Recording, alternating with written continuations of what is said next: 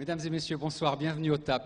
Donc, au nom du TAP et de l'Université de Poitiers et de son président Yves Jean, nous avons le plaisir de vous accueillir pour cette conférence de Lilian Thuram et Pascal Blanchard. Après, du coup, Michel Foucault, philosophe et militant, c'était en mars 13. Après le miroir d'Eros sur les questions de genre, c'était en mars 14. Voici cette année donc ce grand moment de rencontre, de débat sur le thème de l'étranger. Je voudrais profiter de l'occasion pour remercier tous les membres du conseil scientifique qui nous aident à concevoir les contenus de ces opérations. Et parmi eux notamment Michel Briand et Frédéric Chauveau qui sont professeurs à l'université, la vice-présidente Isabelle Lamotte qui nous aide beaucoup aussi et pas simplement pour cette opération. D'autres partenaires aussi très actifs, et notamment le réseau Canopé, vous savez, c'est l'ex-CNDP, qui est aussi à Poitiers, et parmi eux, notamment, Régis Guyon, Anaïd Franqui et Laurent Garot, mais aussi l'espace Mendes France, qu'on connaît bien à Poitiers. Un grand merci aussi à l'Actualité Poitou-Charentes, qui fait un dossier chaque fois sur ces sujets de société, et c'est important pour nous. Merci donc à Jean-Luc Terradillos pour sa fidélité. Mais c'est aussi Sciences Po Poitiers et son directeur Tilman Turpin. Enfin, et c'est une première cette année, un grand merci à Pascal Faracci, le nouveau directeur du musée Sainte-Croix, qui accueille l'installation théâtrale de Brett Bailey, Exhibit B, au musée Sainte-Croix.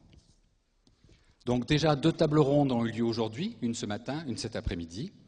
Demain, la fête continue avec beaucoup encore de rencontres, de tables rondes, de débats. Et puis une conférence à la même heure, ici même, avec Louis Georgetin. Vous savez, Louis Georgetin, c'est le président du CRAN, le Conseil représentatif des associations noires. Puis, bien entendu, mais vous avez le programme sous les yeux, beaucoup de films au TAP Castille, certains ici en distribution libre, en accès libre. Et puis, bien sûr, l'exposition Zoo humain, l'invention du sauvage, dans le foyer de cette même salle. La mauvaise nouvelle du jour, vous comprenez pourquoi j'ai du mal à le dire, c'est que Christiane Taubira ne pourra pas venir samedi, son agenda l'en empêche, donc nous n'aurons pas le plaisir d'accueillir la ministre de la Justice, garde des Sceaux. La bonne nouvelle, c'est que Lilian Thuram et Pascal Blanchard sont bel et bien là. Lilian Thuram a donc, après sa carrière prestigieuse de footballeur, a créé cette fondation à son nom, Éducation contre le racisme. Et je tiens au passage à remercier Lionel Gauthier, le directeur de cette fondation, pour son aide. Pascal Blanchard, lui, est historien, chercheur. Plusieurs de ses livres sont disponibles sur les tables mêmes que nous avons demandé à la librairie La Belle Ouvrage, qui a fait, vous l'avez vu dans le hall, une des belles tables de livres pour vous. La Belle Ouvrage, La Belle Aventure, pardon. J'en étais pas loin. Et Pascal Blanchard est aussi le directeur du groupe de recherche HACH, qui se préoccupe aussi des questions de colonialisme. Voilà, je leur cède très vite la parole, et bonne soirée à tous.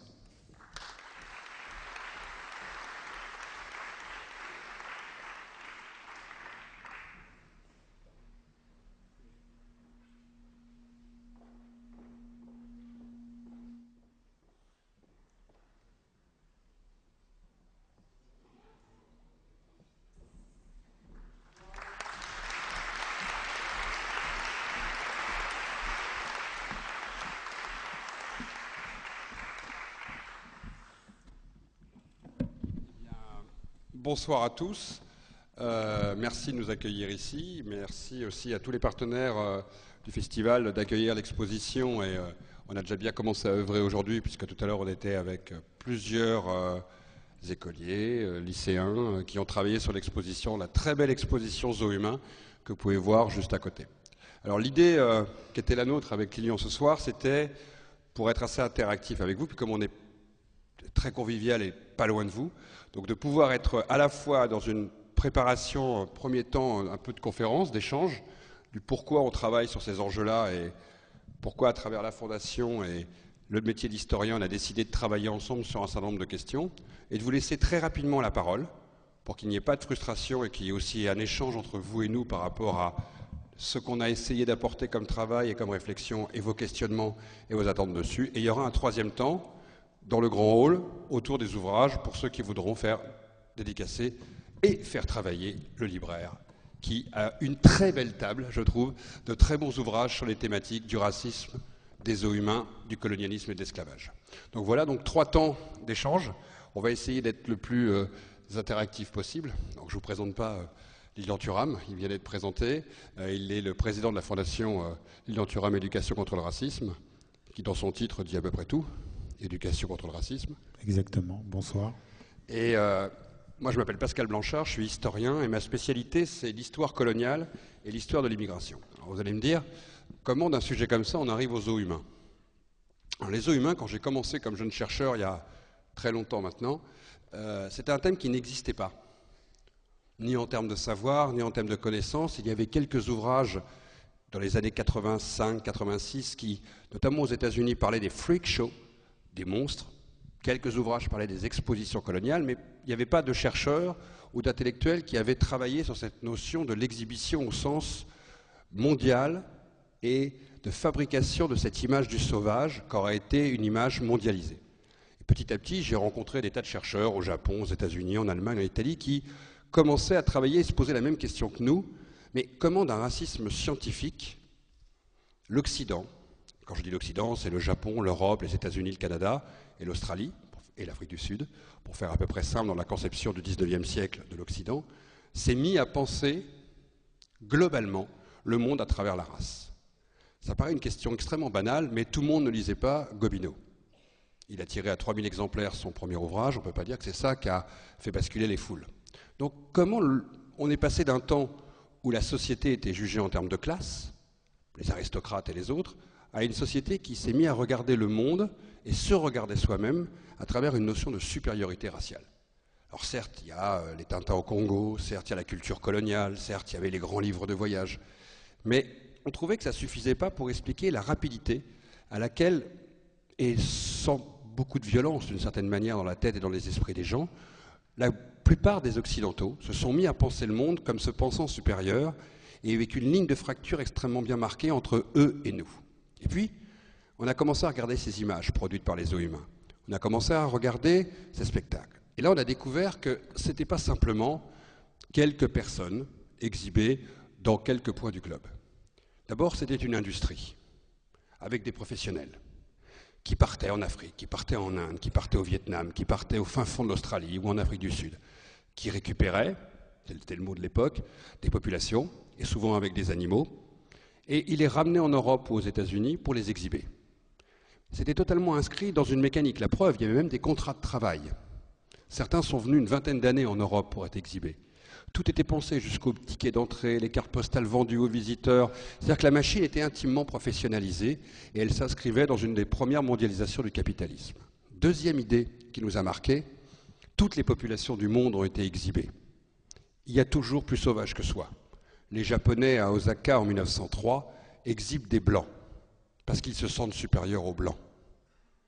Chacun a exhibé l'autre. Mes arrière-grands-parents bretons étaient exhibés à Nantes en 1910, car ils étaient sauvages, selon la norme du temps. Les Lapons ont été les sauvages, les Fugiens ont été exhibés, des Antillais ont été exhibés, des Indiens Calinas de Guyane ont été exhibés. Le peuple entier, pratiquement d'Afrique, s'est retrouvé à un moment ou à un autre, comme du Moyen-Orient, dans des exhibitions. C'était donc à la fois massif, et ceci a touché 1,5 milliard de visiteurs entre 1810 et 1940. 1,5 milliard de visiteurs. Nous étions dans un temps qui n'avait pas la télévision, dans un temps qui n'avait pas le cinéma, dans un temps qui n'avait même pas la radio. Quand on voulait voyager, on ne pouvait pas aller très loin. Moins de 1% des Européens auront quitté le continent européen avant 1940. Ça veut donc dire que 99% des Européens ont rencontré le sauvage ici. Et le sauvage, on croyait vraiment l'avoir rencontré, puisque quand on allait aux zoos, à l'exposition coloniale, aux Folies Bergères, à Crystal Palace, au Panopticium à Saint-Pétersbourg, ou au Jardin de Lausanne ou de Bâle en Suisse, on était persuadé que ce qu'on avait vu, c'était la vérité, c'était le réel. Personne ne nous forçait, d'ailleurs on payait même l'entrée. On repartait avec des cartes postales qu'on envoyait à la famille. Et tout ça se passait comme un immense pique-nique, comme au jardin d'acclimatation, où on allait avec les enfants le dimanche pour aller voir les sauvages. Les hommes de feu qui arrivaient du Chili, ou les Indiens Calinas, les derniers Caraïbes des Antilles, ou au Tabanga, comme il était exhibé à l'exposition de Saint-Louis aux États-Unis. Et tout ça, on repartait avec une croyance absolue qu'on était différent d'eux, supérieur à eux, et que quelque part, il était donc normal que nous les guidions dans l'espace colonial. Mais expliquer ça aujourd'hui était très compliqué. Nous a fallu, parce que les historiens, on est des fois des pas bons médiateurs, une dizaine d'années de travaux collectifs, de livres, de films. J'ai fait un petit film notamment avec Rachid Bouchareb un jour pour expliquer aux chefs d'État africains qui étaient réunis à Alger pour un sommet panafricain, à tous les chefs d'État et les présidents, mais aussi les présidents de conseil et les premiers ministres, l'histoire des os humains. Seuls 2 chefs d'État connaissaient cette histoire. Celui de l'Afrique du Sud, qui était présent, et celui du Sénégal. Tous les autres découvraient cette histoire. On a essayé d'œuvrer au maximum pour arriver à faire prendre conscience non pas de l'horreur de la chose, mais de l'élément fondateur de ce qu'ont été les os humains, parce qu'ils ont simplement popularisé le racisme. Ils ont fait qu'on s'est mis un moment à regarder le monde à travers cette grille de lecture-là. Et un jour, en échangeant plusieurs fois avec Lilian, on a essayé de réfléchir à la meilleure manière, non pas de regarder l'histoire pour l'histoire, mais de construire ensemble une exposition qui a donc été présentée au musée du Quai Branly, où on allait essayer de montrer le côté massif de cette histoire, par les milliers d'images que ça a produit.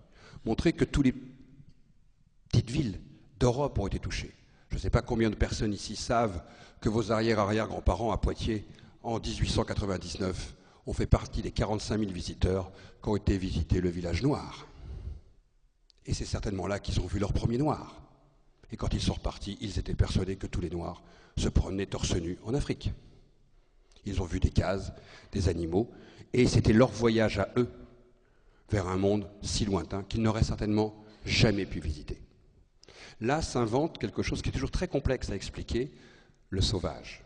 Le sauvage, ce n'est pas une conception unique. Par contre, si vous demandez à un enfant de dessiner un sauvage, il sait le faire. Il vous fera un dessin avec un homme ou une femme nue, avec des plumes et peut-être des dents élimées et des yeux en boule de loto. Le concept s'est progressivement installé. Il ne restait plus après au cinéma avec Tarzan, à Hergé avec Tata au Congo, à populariser auprès des nouvelles générations ce qui était vu avant. Cette histoire va disparaître en 1940, tout simplement parce que le public n'y croit plus. Mais en même temps, l'œuvre, c'est le cas de le dire, a fait son travail. L'eugénisme est dominant aux États-Unis, le colonialisme en Europe, le fascisme aussi. La croyance en la supériorité en 1940 de l'Occident n'a jamais été aussi à son point d'apogée. Et d'une certaine manière, le mécanisme des os humains a fait que du Japon à l'Europe, de l'Europe aux États-Unis, une bonne conscience occidentale a fabriqué le monde dans lequel ils vivaient. Ça, on a essayé de le raconter dans une exposition pour non pas simplement regarder se passer à travers des documents qu'on mettait sur les murs, mais d'essayer d'expliquer la complexité de ce système. Et notamment deux choses, et là je laisserai la parole à Lilian du pourquoi il faut des fois les plonger dans le passé pour parler du présent. D'abord, la première chose, c'était de redonner un nom aussi à ceux qui avaient été, entre guillemets, les victimes de cette histoire. Une histoire bien complexe, puisque ce qu'on a dû expliquer aux gens, à beaucoup de visiteurs, c'est que le sauvage n'existait pas. C'était des acteurs. Parce que si vous voulez qu'un sauvage joue au spectacle 8 heures par jour, 360 jours par an, vous le payez pour ça. Et c'est ça qui rend encore plus complexe l'histoire des os humains. C'est que le meilleur des sauvages, c'est celui qui est rémunéré pour jouer aux sauvages. Le meilleur exemple, c'est qu'en 1896, une troupe d'un village noir se met en grève à Genève parce que l'impresario demande une 8e représentation par jour. Le sauvage était rémunéré.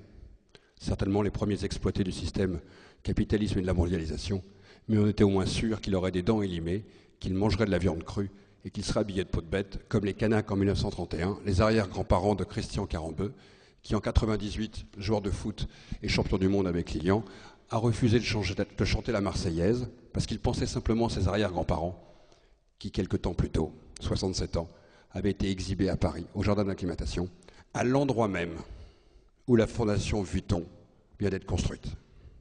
Donc quand vous irez visiter un jour cette fondation, vous penserez juste à ce moment-là, aux 1173 personnes qui ont été exhibées au jardin d'acclimatation, devant 34 millions de visiteurs entre 1877 et 1937, dont 18 sont morts et encore enterrés aujourd'hui dans le jardin d'acclimatation de Paris, où le monde entier viendra admirer les arts métissés du monde. Cette histoire-là, qui est sous nos pieds, qu'on ne voyait pas, et qu'on a essayé de rendre visible à travers cette exposition, dont Lilian a été le commissaire général, et j'ai eu le plaisir d'être avec Nanette Snob, du Quai Branly, un des commissaires scientifiques. C'est à moi, c'est ça. Ben écoutez, tout d'abord, je crois que dans le titre « Exhibition l'invention du sauvage », ce qui est important pour moi, c'est l'invention du sauvage. Parce que tout le travail que je fais aujourd'hui avec ma fondation, c'est donner à comprendre comment, génération après génération, on a construit l'infériorité de certaines personnes. Et je crois que cette exposition, encore une fois, était très intéressante parce que c'était avant tout sortir d'une certaine victimisation, certaines personnes, sortir d'une certaine culpabilité pour comprendre en fait la situation d'aujourd'hui.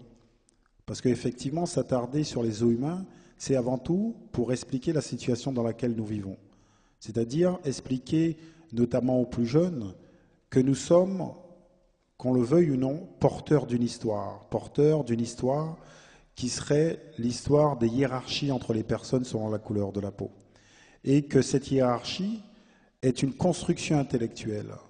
Je dis souvent que pour comprendre la hiérarchie entre les personnes selon la couleur de la peau, il faut mettre en parallèle la plus vieille hiérarchie qui existe entre les hommes et les femmes. C'est la hiérarchie du genre. C'est-à-dire que depuis des siècles et des siècles, on a expliqué que les hommes étaient supérieurs aux femmes. Et aujourd'hui encore, il y a des hommes qui le pensent. Aujourd'hui encore, nous vivons dans une société où le sexisme est une réalité. Et par cette exposition, je voulais simplement qu'on puisse avoir le courage de faire une photographie de notre société. C'est-à-dire dire aux gens, voilà, le racisme existe et le racisme a une histoire. Et une histoire qui est extrêmement proche de nous. Souvent, je rappelle que la ségrégation, par exemple, c'est les années 60, que la colonisation, c'est les années 60, et tout cela est basé sur, encore une fois, une hiérarchie entre les personnes. Et ce qui est très intéressant dans les os humains, c'est comment se fait-il que autant de personnes ont adhéré à ce spectacle? Eh bien, simplement, c'est parce que quand on vous présente quelque chose en règle générale et qu'on vous fait un discours autour, peu de personnes est capable entre nous de penser la chose. C'est-à-dire que souvent on reçoit la chose en pensant que c'est tout à fait normal. Et c'est ce que j'essaye de dire aux gens. Voilà. C'est-à-dire qu'aujourd'hui nous avons le recul et nous pouvons regarder ces os humains. Mais que reste-t-il en chacun de nous de cette expérience? Et je pense que le plus important pour moi, encore une fois, c'est avoir le courage de se questionner sur ses propres préjugés. Et trop souvent, on a tendance à penser que les hiérarchies, le sexisme, l'homophobie, le racisme, c'est quelque chose qui serait extérieur à nous, alors que c'est quelque chose que nous portons en nous-mêmes. Et ce qui était très intéressant, par exemple, au Quai Branly, lors de l'exposition, j'ai rencontré beaucoup de personnes qui, tout d'un coup, pouvaient se libérer. Leur parole était beaucoup plus libre, en me disant, Monsieur Thuram, vous savez, je suis extrêmement heureux de pouvoir connaître cette histoire, parce que ça me donne à comprendre certaines choses. Parce que je n'avais jamais compris pourquoi, en fait, je subissais le racisme. Je n'avais jamais compris qu'en fait, que c'était lié à une histoire. Et par exemple, aujourd'hui, nous avons rencontré un petit garçon, parce qu'à un moment donné, Pascal a posé la question à savoir qui avait eu connaissance déjà des os humains. Là, il y a deux enfants qui lèvent la main, un jeune garçon qui dit, voilà, mon arrière-grand-père ou grand-mère, je crois, nous avait raconté cette histoire dans la famille. Et moi, je lui ai posé la question, ce qui serait intéressant, c'est savoir ce qui reste en toi de cette histoire-là. Parce qu'effectivement, il reste en nous des séquelles de cette histoire.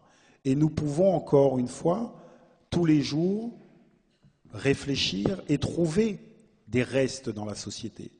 Et je pense qu'encore une fois, cette exposition n'est valable que si nous nous arrêtons 5 minutes à comprendre quelles sont aujourd'hui les problématiques liées à cette histoire des os humains. Et malheureusement, je pense qu'il y a des personnes qui ne veulent pas voir le lien. Parce que peut-être, tout simplement, ils veulent rester dans une certaine hiérarchie. Et je pense que les personnes de bonne volonté, comme si vous êtes ici, je pense que vous faites partie des personnes de bonne volonté, c'est à nous d'emmener ce discours plus loin pour essayer, je dirais, d'ouvrir les yeux peut-être à certaines personnes qui n'en sont pas conscientes de ça. Ils n'ont pas conscience qu'effectivement, le racisme d'aujourd'hui, le sexisme d'aujourd'hui, l'homophobie d'aujourd'hui est lié à une histoire. Et encore une fois, répéter aux gens sans cesse, on ne naît pas raciste, on le devient. On ne naît pas sexiste, on le devient. On ne naît pas homophobe, on le devient. On le devient pourquoi? Parce que souvent, c'est lié à notre culture. Et je crois qu'il est temps de questionner soi-même pour faire que cette culture aille de plus en plus vers l'égalité. Voilà. Alors, les chercheurs n'ont pas été les seuls depuis une trentaine d'années à s'intéresser à ce phénomène. Et c'est en ça qu'il dépasse même simplement le travail des historiens ou le travail de fondation comme celui que fait Lilian Thuram. Je pense qu'ici tout le monde a vu un film qui pour moi a été fondateur de ce questionnement qui est Elephant Man de David Lynch. Quand je vous parle des monstres, ça va vous paraître très très très lointain notre sujet. Pas du tout. Quand le grand impresario Barnum, le mot Barnum vous l'avez tous en tête, quand on dit un grand Barnum, Barnum arrivait avec ses 70 wagons, 3000 figurants, reconstruisait le monde et a fait le tour de l'Europe en 1889 et en 1905. Il vient de la culture américaine, il avait un musée permanent à New York. Qu'est-ce qu'il met sur scène côte à côte? Les freak shows, les monstres, à la Todd Browning, des êtres bizarres et étranges ou des faux monstres inventés, des femmes à barbe, et à côté, des ethnic shows. Qu'est-ce qu'on construit à travers ça? On explique que l'autre, différent, monstrueux, ou l'autre différent par la couleur de sa peau, font partie d'un monde semblable, un monde de la normalité. Et à force d'aller visiter ces spectacles, dans les foires, dans les expositions, dans les petits villages itinérants, à un moment, la croyance, l'identité du visiteur se fabrique. Les Suisses ont poussé le raisonnement jusqu'au bout en 1896 en fabriquant un village suisse, donc sur eux-mêmes, à côté d'un village sénégalais. Les Suisses qui avaient du mal à construire leur identité nationale la fabriquent en négatif de ces Sénégalais exhibés. Je ne suis pas un Sénégalais, je ne suis pas un sauvage, je ne suis pas à moitié nu, je n'ai pas plusieurs femmes, mes enfants ne courent pas pieds nus, je suis un Suisse. En même temps qu'on fabrique l'identité du sauvage, on fabrique l'identité de l'occidental. C'est une sorte de négatif. Herman Leibovitch, qui est un grand chercheur américain, dit « Le blanc s'est construit à travers deux icônes identitaires pour se fabriquer, le juif et le noir. » Et dans ces expositions, dans ces exhibitions, va se fabriquer toute une construction de l'altérité. Mais ça va bien plus loin. Aujourd'hui, on l'a tous oublié, mais l'un des plus grands créateurs de génie du siècle, Picasso, va à une exposition coloniale en 1906 à Paris, au Grand Palais, le Grand Palais que vous connaissez tous. À l'intérieur du Grand Palais en 1906, il y a une exposition coloniale à l'époque avec une grande tour chinoise et un village sénégalais avec son lac reconstitué. Vous imaginez le truc, on est en plein milieu du Grand Palais. Et il achète une carte postale de Fortier qui montre des jeunes femmes Wolof portant en force sur leurs épaules. C'est les demoiselles d'Avignon que vous connaissez. L'art va être totalement bouleversé. Pourquoi? Parce que les os humains, c'est aussi des corps dénudés. C'est aussi des corps mis en exergue, car le sauvage, bien sûr, ne peut être que nu, à une époque où, bien sûr, on couvre les corps en Occident. Imaginez la tête de petits-enfants qui allaient pique-niquer avec leurs parents au jardin d'acclimatation en 1900 et qui voyaient des femmes à demi nues. Ça veut dire que l'autre dénudé n'est pas dans le domaine de la culture, n'est pas dans le domaine du savoir. Il est dans le domaine de l'animalité. Vous fabriquez une frontière, qu'elle soit réelle, avec les barreaux ou avec les barrières, ou irréelle juste par le regard, de mise à distance de l'autre. Vous fabriquez en fait deux humanités. Et au même moment, c'est l'apogée de la science raciste. D'ailleurs, beaucoup des traités racistes de Vacher de la Pouge, Gustave Le Bon, dont il y avait une conférence tout à l'heure extrêmement brillante d'une amie à nous, qui expliquait justement comment les scientifiques avaient légitimé tout ça, beaucoup de ces traités racistes et racialistes ont été écrits en partant de spécimens issus de ces exhibitions. On venait au jardin d'acclimatation le matin ou aux Folies Bergères ou à Crystal Palace à Londres pour mesurer le sauvage. Parce qu'à l'époque, peu d'anthropologues ou d'ethnologues pouvaient partir aux quatre coins du monde. La science, c'est un moment auto-bâti justement sur ce monde du spectacle. Et plus il y avait de spectacles, plus il y avait des traités racistes qui expliquaient que cet autre était bien entendu inférieur. Quand la science légitime une différence, quand le spectacle montre cette différence, quand les États coloniaux s'emparent de ces figurants les mettent en scène dans leurs grandes expositions universelles, comme avec la rue du Caire à Paris en 1889, avec Midley Presence comme à Chicago en 1893, ou la plus grande de toutes à Saint-Louis en 1904. Le monde se met en scène devant les visiteurs, et là je ne vous parle pas de 2 ou 3 millions de visiteurs. Paris en 1900, c'est 50 millions de visiteurs. 50 millions de gens qui regardent une construction du monde, qui traversent la rue du Caire, qui voient le pavillon de l'Annam ou le village sénégalais. On se met à croire ce monde qu'on ne peut pas les comparer là-bas. Et d'un seul coup, tout ça nous semble totalement réel, alors qu'on est intimement dans une immense fiction. Alors la fiction au cinéma, quand vous réfléchissez bien comme pour la télévision, à un moment vous vous mettez à douter des images que vous voyez. Et encore, beaucoup regardent les images sans forcément douter de ce qu'ils voient. Imaginez ce qu'ont pu penser vos arrière-grands-parents en allant voir ces sauvages. Pourquoi voulez-vous qu'ils aient douté? Ils ne se retournaient pas dans la rue en disant « Hé, Lilian, c'est vraiment des sauvages ?» Parce que personne venait les contredire. Ils croyaient ce qu'ils voyaient, parce que les scientifiques leur disaient que c'était ça, que les États leur expliquaient que c'était ça, que les médias leur vendaient du sauvage, et que tout ça marchait comme un immense spectacle où personne ne se révoltait. Sur les 35 000 exhibés, on estime qu'à peine 5 à 6% ont été exhibés contraints et forcés. Les autres ont plus ou moins fait l'objet de contrats. Alors je vous passe le détail des contrats, je pense que la CGT et FO se mettraient en grève immédiatement vu la nature des contrats de travail. Les enfants et les femmes, bien sûr, ne sont pas payés. Seuls les chefs de village étaient rémunérés. Les contrats de travail, des fois, se limitaient à une batterie de cuisine que les Congolais ont rapportée de Bruxelles en 1897, et ce n'étaient pas des salaires nets et trébuchants. Mais beaucoup se sont enrichis. Thiam, par exemple, qui a été l'un des chefs de village les plus célèbres du Sénégal, qui a tourné dans toute l'Europe, est devenu maire de Gorée en 1904. L'histoire est complexe, car beaucoup de ceux qui ont eu du succès sont devenus eux-mêmes des impresarios et ont eux-mêmes exhibé leurs propres frères et sœurs. Cette histoire, elle nous touche aussi parce que depuis une trentaine d'années, vous avez dû voir des films comme Vénus Noire sur la Vénus Hottentote. Vous avez dû voir des films comme Man to Man de Varnier. Vous avez dû certainement voir peut-être, et vous allez voir ici, Exhibit B, qui fait beaucoup de bruit en ce moment, en Angleterre, qui en a fait un peu moins l'année dernière quand il est passé en France. Peut-être 200, 300 artistes américains, anglais, japonais, espagnols travaillent sur ces enjeux-là. Avec Lyon, on connaît une artiste qui s'appelle Coco Fresco, qui va dans les biennales d'art, qui se met en cage et qui met une pancarte où il y a écrit « cannibale ». Elle est à moitié nue, elle se couvre de plumes. Elle ne se filme pas, elle filme la réaction des visiteurs. Aucun ne lui parle, parce que le mot cannibale fait encore peur. Et tout le monde se prend en photo à 3 mètres de la cage. Dans l'inconscient collectif, encore aujourd'hui, quand des touristes vont en pays Maasai se promener, ils vont visiter des villages qui doivent être authentiques. S'ils avaient un village rempli de gens avec des casquettes et des Nike aux pieds, ils auraient regretté les 10 000 € qu'ils ont peut-être payés pour aller visiter au Kenya un village purement authentique. Donc on a fabriqué au Kenya des villages faux Maasai, qui correspondent non pas à l'image des Maasai, mais à l'image qu'on se fait des Maasai. Parce que toute cette culture-là, elle irrigue encore aujourd'hui l'ensemble de notre regard sur le monde. Si je vous demande de prendre un crayon et de dessiner sur la carte du monde l'Occident et les autres, la plupart d'entre vous, vous savez qui mettent d'un côté de la barrière et qui mettent de l'autre côté. Mais ça, c'est très compliqué à expliquer aux gens, car ça ne s'est pas fait à coups de fouet. Ce n'est pas l'esclavage. Ça ne s'est pas fait en obligeant les gens à lire Gustave Gobineau et des traités racistes. Ce n'est pas l'histoire des nazis, c'est encore une autre celle-là. Ce n'est pas l'histoire de l'eugénisme aux États-Unis, qui s'est pourtant bien abreuvé sur cette histoire des êtres humains. Ce n'est pas que l'histoire du colonialisme.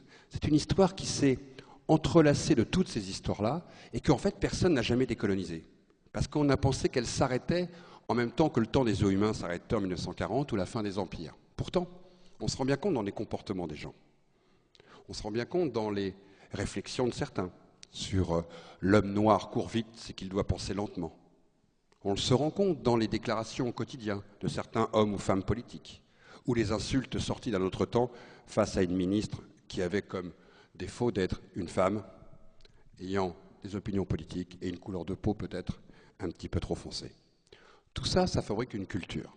Et pour déconstruire une culture, vous êtes obligé de prendre des fois, c'est à la fois déprimant, mais en même temps, c'est je pense une des mécaniques les plus essentielles, du temps.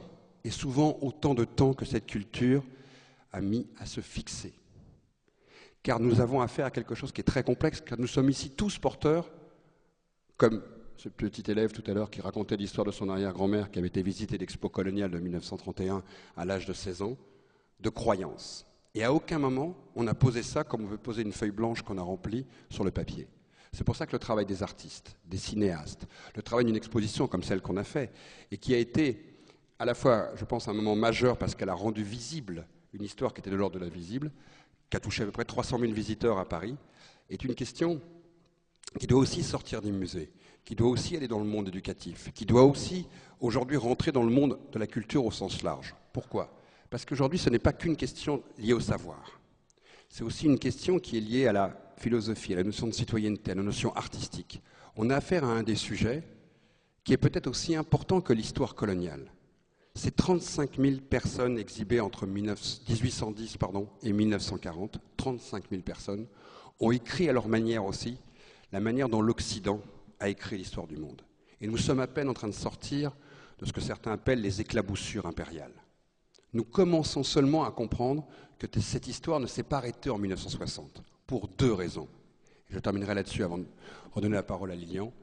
Première chose, quand on déconstruit des empires, quand on décolonise des empires, on ne touche pas pour autant aux mentalités. Et les mentalités, elles perdurent. Deuxième point de vue, les frontières ne sont pas restées ce qu'elles étaient en 1960. Les gens les traversent. Si dans notre pays, des Algériens sont présents, des Sénégalais sont présents, des Antillais sont présents, ce n'est pas juste par amour de Paris et de la France. C'est parce que nous avons une histoire commune. Donc cette histoire, elle continue à s'écrire après le temps impérial. Et elle s'écrit maintenant dans nos sociétés. Et nous venons chacun avec dans nos bagages une culture, une histoire du regard, des héritages. Et c'est tout ça qui est en jeu aujourd'hui. Et qui est très compliqué en fait à déconstruire, parce que ce n'est pas qu'une affaire de bonne morale. Ceux qui m'ont le plus surpris, quand il y a 10 ans on avait fait un premier film pour Arte, c'était des gens de très très bonne conscience, qui commencent toujours par cette phrase, et vous savez que ça va toujours mal se finir, « Moi, j'adore les Africains ». Vous savez que ça va mal se finir.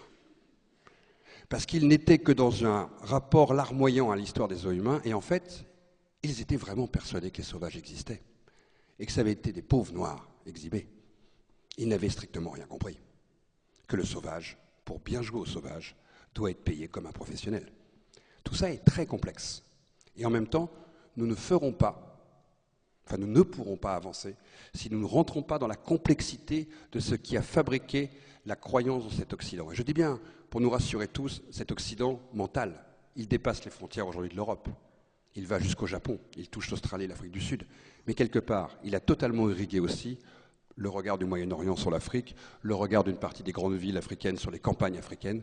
Quand vous allez vous promener au Sénégal ou en Côte d'Ivoire et qu'on vous parle des Gabonais en disant les Niaks, tout ça est un héritage racialiste qui continue à perdurer dans nos cerveaux et qui est une des idées les plus mondialisées qu'il soit. Car ces troupes se sont promenées partout sur la Terre. Les Sénégalais qui étaient présents à Saint-Louis pour la grande expo de 1904 étaient après à Londres, 2 ans après à Hambourg, après à Osaka, avant de revenir en Afrique du Sud. Cette culture-là, elle a partout fabriqué le même modèle. Et c'est ça, petit à petit, que nous essayons de déconstruire, d'abord à travers le travail commun que nous faisons, l'exposition qui a été faite au Quai Branly, et maintenant cette variante beaucoup plus légère, qui nous permet en fait d'aller, comme ici, ou en 1899, des milliers et des dizaines de milliers de personnes ont été faire ce grand voyage vers l'Afrique. Parce que dans toutes les petites villes de France, il y a eu des os humains. Dans toutes les petites villes d'Allemagne, il y en a eu. Dans toutes les villes américaines, il y en a eu. Et tout le monde ne va pas au musée. Par contre, c'est à nous d'amener ça sur les territoires. On a été ensemble à Amiens. Dans 15 jours, dans une semaine, on est à Dakar. Dans 3 semaines, on sera à Aix-en-Provence. Pour raconter sur le territoire, à travers une expo cette fois-ci beaucoup plus légère, comment cette histoire à la fois parle du monde, mais parle aussi de chacun ici, sur nos territoires. Là, on ne parle pas d'une autre ville, on parle de Poitiers, en 1899. Ce n'est pas les autres qui ont exhibé. Ici comme ailleurs, ce mécanisme a fonctionné. Et ça nous ramène non plus à une histoire trop lointaine du colonialisme, encore plus lointaine de l'esclavage. Ça nous ramène à notre histoire commune et collective, qu'elle a même ici, qu'à Hambourg ou à Saint-Louis.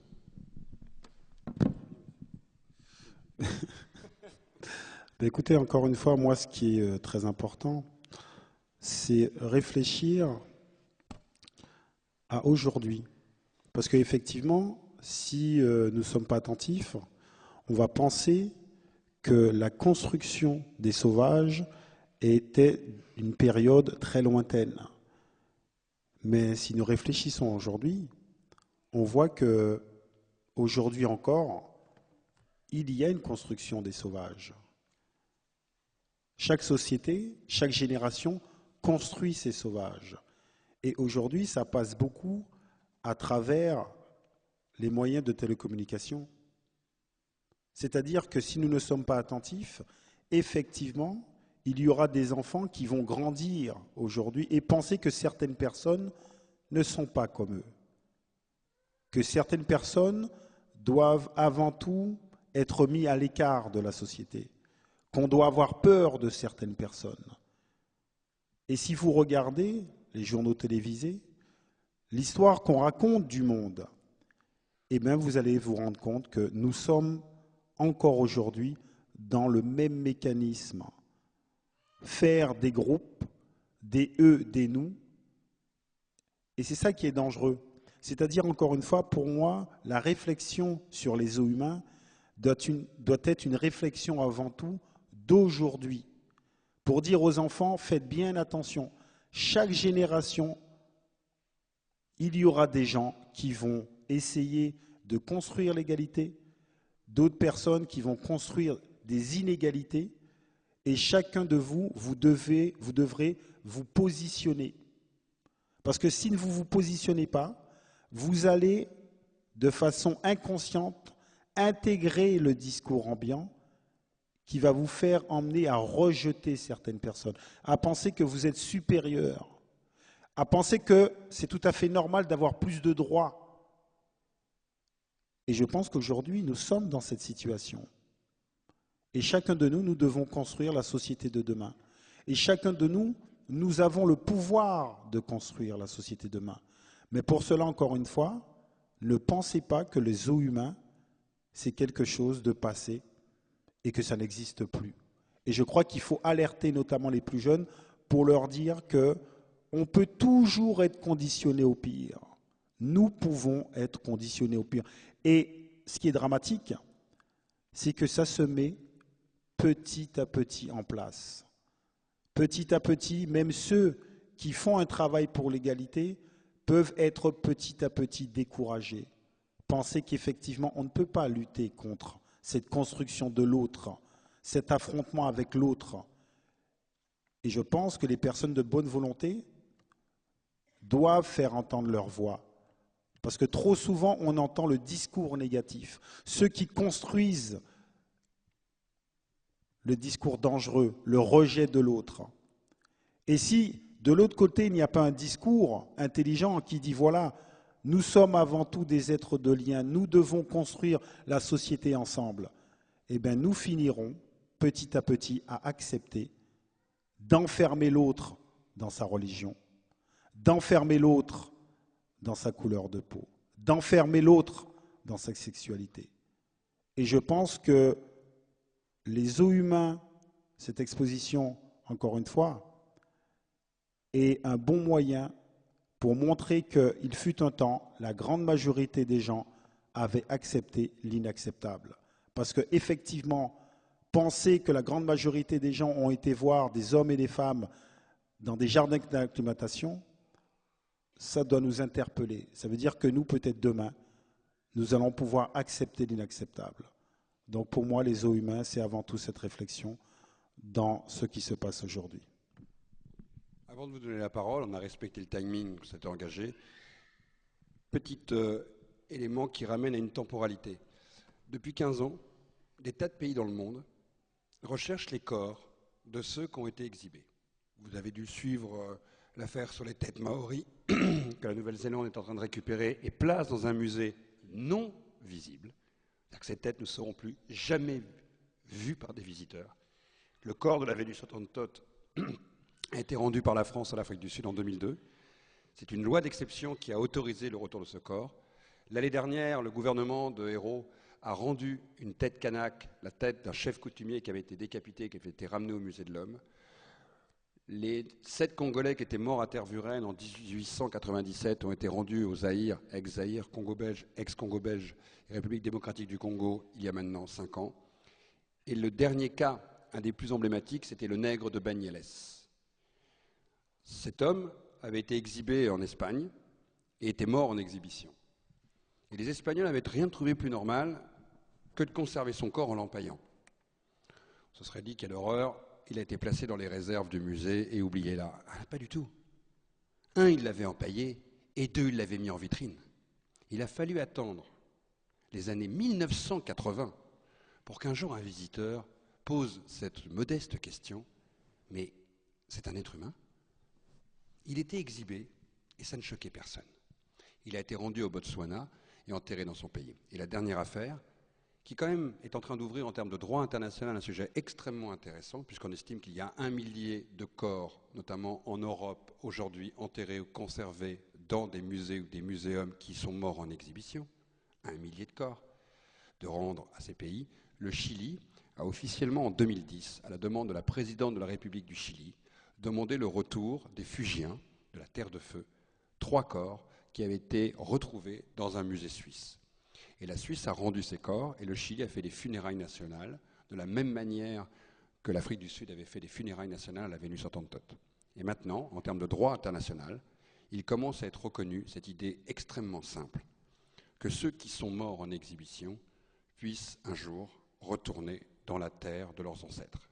En France, il y a un cas juridique extrêmement connu, des populations qui ne doivent pas vous dire grand-chose. Ils s'appellent les Kalinas, voire les Galibis. Les 2 noms sont possibles. Ce sont des Français qui vivent sur le Maori, en Guyane française, dont 13 d'entre eux sont morts en 1892 à Paris au jardin d'acclimatation. Et ces Indiens attendent toujours le retour de leur arrière-grand-père, qui ne sont jamais rentrés d'exhibition. C'est une histoire forte parce qu'avec Madame Toubira, Lilian et quelques autres, comme Didier Deninx, qui a écrit ce très beau roman Cannibale, on s'est battu pendant quelques années pour que cette histoire simplement soit écrite sur une toute petite pierre de 80 cm de haut sur 1 mètre de large à peu près, non 1 mètre de haut sur 80 cm de large, c'est meilleur, qui est placée devant le jardin d'acclimatation de Paris.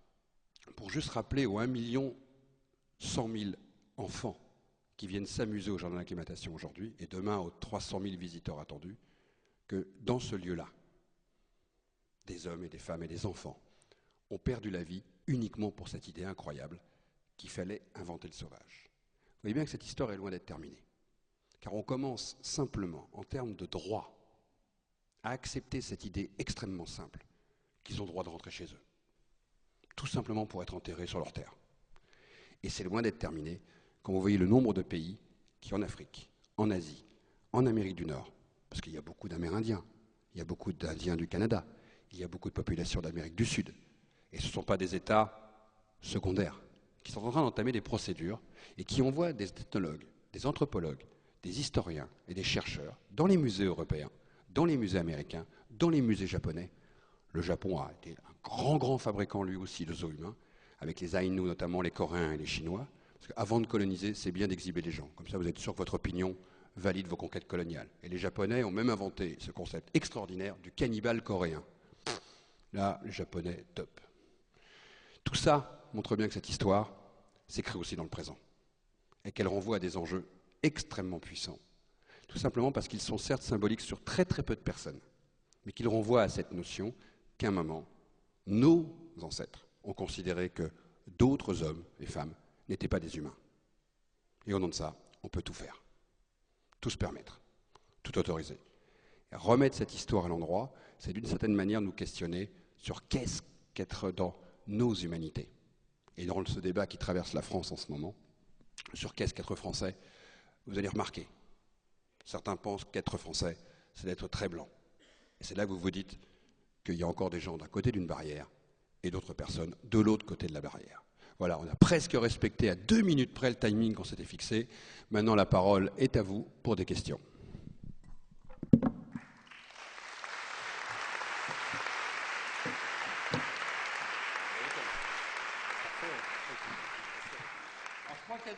Je crois qu'il y a des micros, là, d'eux-mêmes.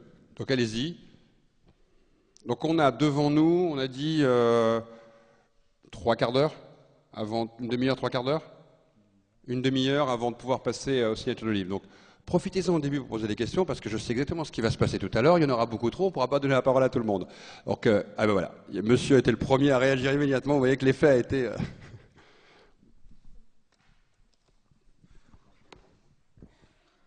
Oui, bonsoir. Merci pour tout ce regard vers un passé que j'ignorais en grande partie, puisque j'ai eu la chance d'être né après 41, qui semble être la date. Bien que récemment, j'ai pu voir, enfin récemment, peut-être une dizaine d'années, à Nantes, où il y avait encore un parc où on exhibait, enfin, je ne suis pas allé le voir, mais on mettait en avant dans la pub des femmes au sein nu. Vous pouvez aller le voir, ça s'appelait le Bamboula Park. Et il y a une photo dans l'exposition, c'était les galettes Saint-Michel avec leurs petits gâteaux Bamboula, qui avaient fait un village avec des Ivoiriens, qui bien sûr étaient payés selon le niveau du SMIC ivoirien.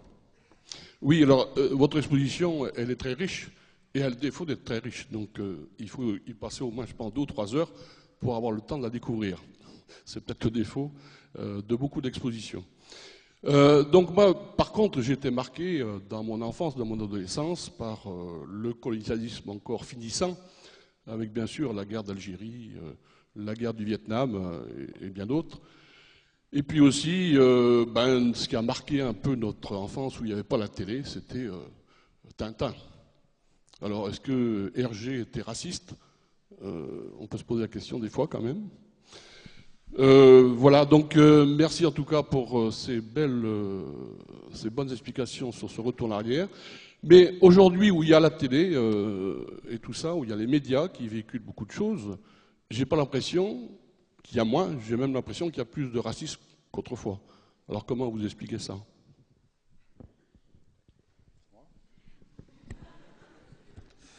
C'est normal, un petit jeu entre lui et moi. Attends. Mais écoutez, tout d'abord, est-ce qu'Hergé était raciste? Moi, je pense que la grande majorité des gens qui ont vécu à l'époque d'Hergé avaient des préjugés très racistes. Parce qu'effectivement, si vous n'avez pas ces préjugés, vous ne présentez pas les personnages noirs s'exprimant comme ça. Mais encore une fois, le racisme, c'est avant tout comment vous avez été éduqué. Et effectivement, je crois que pour répondre à votre question, à savoir s'il y a plus de racisme aujourd'hui que hier, je pense qu'effectivement, il y avait plus de racisme, par exemple, lorsque mon grand-père est né. Mon grand-père est né en 1908, il est né 60 ans après l'abolition de l'esclavage, donc effectivement, il y avait beaucoup plus de racisme. Ma mère est née en 1947, encore une fois, j'ai dit tout à l'heure, pendant la ségrégation aux États-Unis, il y avait plus de racisme quand ma mère est née qu'aujourd'hui. Moi, je suis né en 1972, l'apartheid finit en 1990, et là aussi, il y avait plus de racisme. Ce qui change aujourd'hui, c'est qu'effectivement, nous sommes dans une société où certaines personnes ne rasent plus les murs. Et donc, ça crée un problème pour certains. Ça crée un clivage. Et je dirais que, pour comprendre un petit peu, la première fois que j'ai pris la parole pour parler du racisme, la première personne qui m'a demandé de ne plus parler de ça, ça a été ma maman.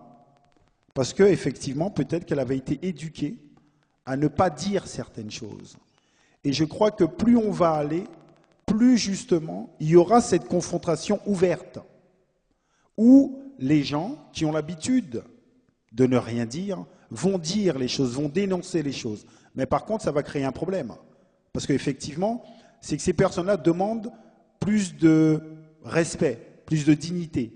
Mais tout changement crée un problème. Tout changement crée un problème. Et c'est pour ça que j'invite les gens à continuer à dénoncer les choses, à dire ouvertement les choses. Parce qu'il n'y a que comme ça qu'on pourra changer. Je dis souvent, je prends comme image des hommes en train de parler. Tout d'un coup, arrive une femme qui dit « Mais attendez, mais qu'est-ce que vous êtes en train de raconter ?» Et les hommes, ils regardent la femme en leur disant « Oh, mais qu'est-ce qu'elle veut, celle-là? Pourquoi elle ne retourne pas dans la cuisine ?» Et je pense qu'effectivement, lorsque vous êtes dans une société, et cette société n'a pas l'habitude d'entendre la voix de certaines personnes, eh bien, ils veulent le renvoyer dans la cuisine en disant « Oh, tais-toi ». C'est pour ça que Pascal, tout à l'heure, à un moment donné, il parle du fait « Qu'est-ce que c'est être français ?» Eh bien, ceux à qui on refuse le fait d'être français, ils ne doivent pas tomber dans le piège de se dire non français. Ils doivent dire au contraire, moi je suis français et je revendique les mêmes droits, que ça te plaise ou non. Mais effectivement, le fait d'intervenir et dire moi je veux les mêmes droits et je veux les mêmes choses, effectivement, il y a des personnes que ça dérange. Et c'est pour ça que je dis qu'il faut bien interpréter cette période historique. Effectivement, il y a, je dirais, des tensions. Mais je pense que ces tensions, c'est parce qu'il va y avoir un changement de société. Mais effectivement, j'invite les gens, encore une fois, à dire qu'ils ne sont pas d'accord. Parce que trop souvent, on entend ceux qui véhiculent des messages négatifs. On n'entend que cela pour l'instant. Et je pense qu'il y a beaucoup plus de gens qu'on le pense qui ont envie de changer la société française dans le bon sens. Donc pour moi, effectivement, il y a moins de racisme aujourd'hui que dans le passé. Je ferai l'historien pendant 10 secondes. La grande République française, qui a inventé tout, notamment les droits de l'homme, l'intégration, le modèle référent qui devait traverser l'humanité et éclairer la terre entière de ses valeurs. Qu'est-ce que la France en 1930 ? C'est 100 millions d'habitants. Vous êtes d'accord avec moi ? 100 millions d'habitants, ça choque personne. Oui, il y avait des colonies, hein. D'accord ? Eh ben ouais, tiens, c'est marrant, on n'y pense jamais. Ah, c'est vrai, c'était que des noirs, des arabes et des jaunes. Hein. Il y avait des colonies.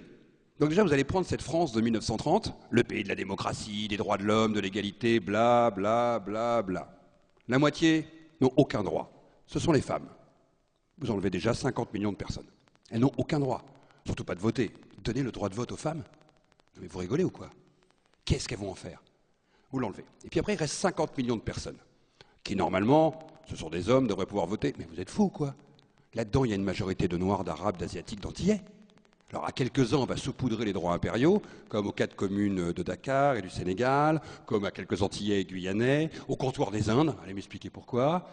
Et puis quelques-uns en Algérie qui ont le droit à la citoyenneté, 4673 avant le décret Blum-Violette, et les autres ne votent pas. Au final, cette France de 1930, pays des droits de l'homme, bla, bla, bla, bla, bla, le modèle qu'on envoie en référent depuis la Révolution française de 1789, ne donnera comme potentialité seulement à 12 millions de personnes le droit peut-être un jour de voter, qui est quand même le droit minima quand on se dit citoyen français. Les autres étaient soit des femmes, soit des sujets, soit des indigènes, soit des étrangers. C'est donc très complexe de sortir d'un temps qui n'est pas si vieux que ça remonte à 8 décennies. Donc si on se pose la question entre aujourd'hui et hier, ah oui, la société des 1930 était bien plus raciste et bien plus sexiste que la nôtre. Ça ne veut pas dire que la nôtre soit devenue égalitaire. Nous sommes sur quelque chose qui est complexe. Regardez les partis politiques. Vous croyez qu'ils ouvrent leurs bras grands ouverts pour que les femmes puissent représenter 50% des élus ? Vous croyez que nos conseils d'administration, c'est comme en Danemark ou en Suède où 50% de femmes sont dans les conseils d'administration ? Mais vous rigolez. Il n'y a que 21% de femmes dans les conseils d'administration en France. Et il y a encore 23% d'écart entre les salaires des hommes et des femmes à travail égal. Vous vous rendez compte le temps qu'il faut pour sortir de ça ? Alors, on n'a même pas commencé à comprendre qu'être descendant d'indigènes dans ce pays, c'était pas aussi simple qu'être descendant d'immigrés. Nous seulement, on commence à se dire qu'il y a peut-être un problème avec l'intégration dans les quartiers populaires avec certaines populations. Il était temps, non ? On a décolonisé il y a près de plus de 50 ans. Nous sommes en train de vivre tout ça. Donc oui, notre société est moins raciste. Mais plus elle devient égalitaire, plus ceux qui n'avaient même pas besoin d'hurler avec les loups, parce que c'était quand vous aviez 10 hommes blancs dans une pièce qui discutaient entre eux, ils n'étaient ni dérangés par les Noirs, ni par les Arabes, ni par les pauvres, ni par les femmes. Personne ne leur posait problème. Ils restaient entre blancs et ils étaient tranquilles, hommes blancs comme moi de plus de 50 ans. Mais le temps change. Sur les 10 cubes blancs de 1930, il n'en reste plus qu'un. Les autres, ce serait normalement la représentativité d'une société démocratique. Alors ça fait hurler les loups. Il n'y a pas plus de racistes qu'hier. Moins, je ne sais pas. Mais ils crient très fort en ce moment. Parce qu'ils sont en train de se rendre compte qu'on peut être femme, noire, avoir une gouaille politique, être ministre de la Justice, par exemple, et poser des idées et des idéaux et d'aller jusqu'au bout de ces idées. Waouh ! On peut être homosexuel dans ce pays et un Français comme les autres. qu'on a le droit d'être issu d'une minorité, d'avoir une religion qui n'est pas la religion dominante. Bien sûr que ce sont des bouleversements extrêmement complexes, surtout dans une nation qui, depuis 1534, colonise, en remontant un fleuve au Canada. Notre histoire, elle n'est pas neutre, c'est comme l'histoire de l'Amérique ou celle du Japon. Nous sommes les héritiers et de la Révolution française, mais aussi de la colonisation française. Je lis des fois avec ironie, quand notre président de la République actuelle a commencé son quinquennat, il a choisi, pas de chance, un héros de la République comme emblème, Jules Ferry. Ok. Quelqu'un aurait peut-être dû lui dire à ce moment-là, « Monsieur le Président, vous emballez pas. » Il s'est emballé, ok, et il choisit Jules Ferry.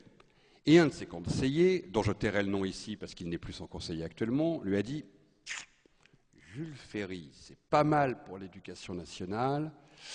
Par contre, il a un peu déconné sur la colonisation. C'est quand même le même Jules Ferry qui déclare à l'Assemblée nationale en 1885 « Il y a un droit des races supérieures sur les races inférieures. » Et ça, c'est un grand républicain qui le croyait. Et il le croyait becs et ongles. Il faut que Clémenceau et quelques autres se lèvent comme Jules Magne, brave député du Cantal, ancien communard, pour lui dire « Vous osez dire cela, monsieur, dans le pays des droits de l'homme et ici ?» Tout le débat de la République, ça a aussi été ça. Parce que ceux qui ont pensé amener la lumière aux quatre coins des mers, ils ont vraiment cru qu'ils amenaient la lumière, alors qu'ils étaient dans les ténèbres de Conrad. Tout ça, il faut en sortir aujourd'hui. Et c'est pour ça que le président de la République avait rajouté cette petite phrase, virgule, « Je parle ici, bien sûr, du Jules Ferry, le grand républicain. » Fermé. C'est compliqué. Nous commençons à peine à mettre des virgules. À peine. Et je rappelle toujours que, des fois à mes amis de gauche, que le plus grand ministre des colonies de la 4e République, c'est François Mitterrand. Nous sortons à peine de tout ça. C'est très complexe. Donc oui, nous sommes moins racistes, mais nous sommes une société qui s'ignore comme post-coloniale, dans lequel très peu de problèmes sont réglés, et plus l'égalité se mettra en place, plus vous entendrez les loups. C'est le principe des loups, c'est d'hurler seul un moment au milieu du désert. Madame, excusez-moi, on choisit une fois à droite, une fois à gauche. J'ai fait Hollande, ne vous inquiétez pas, je m'occuperai de Sarkozy après. Bonsoir. Bonsoir. Je suis dans Exhibit B, comme plusieurs d'entre nous ici, et j'étais aussi à Londres. Et du coup, je voulais savoir ce que vous pensiez justement de ce qui s'est passé, et surtout du fait que beaucoup de la critique à Londres... Ah, je vous entends plus. Plus dessus. Ah, c'était par... Allô? Oui. On exposait, entre guillemets, des Noirs aujourd'hui. Alors, d'abord, il y a ici deux personnes extrêmement différentes parce que l'un a vu la pièce, l'autre pas. Donc, nos points de vue, Lilian l'a pas vu, moi je l'ai vu. Et que nous n'avons pas forcément... et qu'on en a beaucoup parlé dans le TGV qui nous menait ici. Et après, il vient de le dire, il m'a déjà dit, je le dirai après ce que je pense. Donc c'est très bien. Vous allez avoir des points de vue différents. Moi, et c'est un débat qui nous occupe depuis très longtemps avec Lilian, c'est comment aborder cette question du colonialisme, de l'esclavagisme ou des eaux humains. C'est autant une question sur le fond que sur la forme. C'est-à-dire qu'on peut être d'accord, des fois tous les deux, sur la dynamique qui est la nôtre, mais on a eu des longues conversations quand on a fait l'exposition, par exemple au Quai Branly, sur ce qu'il fallait montrer. Et on n'a pas toujours été d'accord. Alors comme on était trois, et que je pense qu'on est des grands démocrates, et que j'ai des fois perdu, parce qu'il arrivait toujours à convaincre Nanette de voter avec lui, parce qu'il a beaucoup de charme, et moi peut-être pas assez, j'ai pas toujours gagné sur qu'est-ce qu'on devait montrer et pas montrer. Parce que c'est un vrai débat. Comment faire passer une émotion? On était ensemble, par exemple, pour voir le film de Keshish, Vénus Noire. Lilian a beaucoup moins apprécié le film que moi, par exemple. Lilian l'avait trouvé très violent. On a eu une grosse conversation en sortant.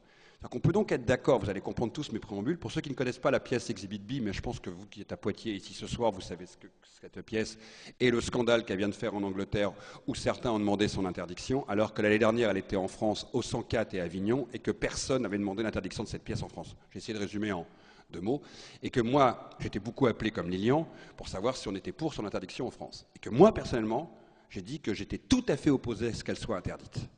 Et que je pensais qu'un artiste devait pouvoir s'exprimer, même si ce qu'il montrait pouvait être choquant. Parce que le rôle de l'artiste, ce n'est pas le rôle de l'historien. Je n'aurais pas fait comme lui, je n'aurais pas fait la même démarche que lui, mais moi, mon sentiment, c'est que je trouve que sa démarche doit pouvoir être autorisé pour parler à travers l'émotion et le choc que ça procure pour que le public puisse prendre conscience de qu'est-ce qu'une exhibition, qu'est-ce qu'ont été les os humains. Ceci n'est que mon point de vue à moi. Par contre, il ne faut pas qu'il rentre à travers cette exposition ni sur la thématique du savoir, ni sur la thématique de la connaissance, car il n'est pas un historien, ni un anthropologue, ni un ethnologue. Elle doit rester dans la notion de cette émotion artistique, de la manière dont un artiste comme Keshish l'a fait. Et j'ai refusé de travailler avec Keshish, quand un jour j'ai dit pour Vénus Noire, tu vas trop loin dans la manière dont tu montres, pour ceux qui ont vu le film, c'est à la fois un film qui montre et l'exhibition de la Vénus, mais aussi c'est un rapport qui est très sexué au sujet. Il la montre à la fois comme un être exhibé et comme un être prostitué. Et moi j'ai dit à Keshish, tu travestis l'histoire. Mais en tant qu'historien. Donc je n'ai pas pu le suivre, comme d'ailleurs je n'avais pas suivi Rachid Bouchareb à un moment sur Indigène. C'est toujours compliqué, l'artiste peut s'emparer de l'histoire et à un moment la raconter à sa manière. Donc moi je suis pour, clairement, je l'ai écrit, je l'ai dit à la télé, et bientôt je vais faire une tribune parce qu'ils commencent tous à me casser les oreilles en appelant au truc, en expliquant pourquoi je suis pour. Je pense que je suis pour parce que j'ai notamment pas du tout aimé certaines critiques de mes amis, et de très bons amis qu'on a avec Lilian, il l'a vu, parce que j'ai eu des SMS qui ont duré des heures en discussion, où certains ont même critiqué que le concepteur de cette exposition était trop blanc pour comprendre le sujet et notamment de prendre des acteurs noirs pour l'expliciter en tant que blanc. J'ai critiqué tout ça en disant que moi je pense que Exhibit B doit être montré, qu'on ne doit pas l'interdire et que je ne suis pas en phase avec la polémique. En même temps, tout petit bémol, ce qui est complexe, c'est aussi de mesurer la distance que le public a sur ce sujet-là. Et là, je dirais que je pense qu'il a fait deux erreurs qui, pour moi, sont importantes. La première, c'est de n'avoir que des personnages noirs exhibés. D'abord, sur les os humains, le colonialisme, c'est d'abord une bêtise. C'est une bêtise. La plupart des peuples colonisés sur la Terre n'ont pas été noirs. Même si ça le dérange, c'est comme ça. En Europe, dans les exhibitions humaines, ce sont d'abord des populations d'Inde qui sont exhibées, et pas d'Afrique. Donc je pense qu'il y a un travers à n'avoir que des acteurs noirs. Peut-être que ce sont d'histoires personnelles, sud-africains, je ne vais pas rentrer dedans, mais je pense que c'est une erreur pour la perception du public. Je me rappelle avec Lilian les efforts qu'on faisait dans l'exposition pour avoir un juste équilibre pays par pays, population exhibée, pour ne pas donner un tropisme du regard face aux documents montrés. Sur 1000 pièces, on avait essayé de garder l'équilibre, quasi au pourcentage près, des populations exhibées. Deuxième erreur qu'il a fait, c'est à un moment donner le sentiment que du spectacle, qu'il avait fait notamment à Avignon, on commençait à devenir presque une exposition. Et le public ne fait pas forcément la différence entre une exposition de savoir et un spectacle qui est une sorte de happening. Autant, je trouve que ce que fait Coco Fresco, ou ce que fait la photographe Jackson, que vous devez peut-être connaître, que je trouve un travail fantastique, elle reprend toutes les photos de notre catalogue qui est ici exhibition, c'est une femme noire qui se photographie à la place de tous les gens dans les os humains, avec elle partout, aussi bien en blanc qu'en noir. Elle fait un travail exceptionnel. Elle a décidé de faire les 800 photos qui sont dans le catalogue. Et elle fait un travail qu'elle expose partout. Donc des fois, certains pourraient critiquer qu'elle redonne vie à ses exhibitions et compagnie, mais elle le fait elle seule. Elle ne met pas en scène d'autres noirs. Donc c'est le point limite que j'apporterai dans ma critique, c'est d'aller trop vers la notion d'exposition avec Exhibit B. Ce n'est pas une exposition, c'est un happening. C'est une pièce de théâtre. Donc ce n'est pas un lieu de savoir, c'est un lieu d'émotion. Et deuxièmement, d'avoir monopolisé le regard avec que des figurants ou des acteurs noirs. C'est mon sentiment, c'est le point limite et c'est la critique que je ferai. Écoutez, tu as presque tout dit. Non. Bon, mon point de vue, bon, effectivement, tout d'abord, j'ai pas vu l'exposition, mais moi, je m'interpelle. Je m'interpelle parce que je me dis, nous avons fait une exposition sur les os humains, mais nous avons été rechercher les documents du passé. C'est-à-dire que là, l'artiste veut parler des os humains et reconstruit un os humain. Et moi, je ne suis pas d'accord sur ça. Parce que moi, je me dis, par exemple, si on voudrait faire comprendre aux enfants ce qu'a été la Shoah, c'est comme si on allait dans un camp et on disait à des personnes de jouer les prisonniers et on les trouvait, par exemple, allongés ou est-ce qu'on les gazait. Et je trouve que je ne suis pas sûr que le message est le bon message. Moi, je dis par exemple, je disais à Pascal dans le train, je sais que mes enfants, je ne les emmènerai pas voir ça. Parce que je ne suis pas persuadé qu'en sortant, ils ne vont pas intégrer un discours négatif. Et je pense qu'aujourd'hui, on ne peut plus véhiculer ces messages négatifs. Et c'est ce que je disais à Pascal. Moi, si j'avais été artiste, pour faire comprendre aux gens le zoo humain, j'aurais fait le contraire. J'aurais mis des personnages non noirs dans les cages. Pour que les gens, tout d'un coup, ça l'interpelle. Mais encore une fois, je vous dis que je n'ai pas vu. Et ce qui me semble bizarre aussi, c'est en fait le choix. Parce que les œufs humains, effectivement, ça n'a pas touché que les personnes de couleur noire. Vous voyez ce que je veux dire? Et donc, moi, je me dis qu'encore une fois, je peux comprendre, je dis encore une fois, je n'interdis rien, hein, je peux comprendre qu'effectivement, il y a des personnes qui perçoivent très mal, en fait, ça. Parce que, encore une fois, l'impact est très négatif. C'est-à-dire que, je racontais à Pascal une histoire. Une fois, il y avait la Radio Nova. Radio Nova avait fait une publicité où on voyait un homme attaché à un arbre, on le fouettait. Et on entendait « Ah !» il faisait du bruit. Petit à petit, l'image s'ouvrait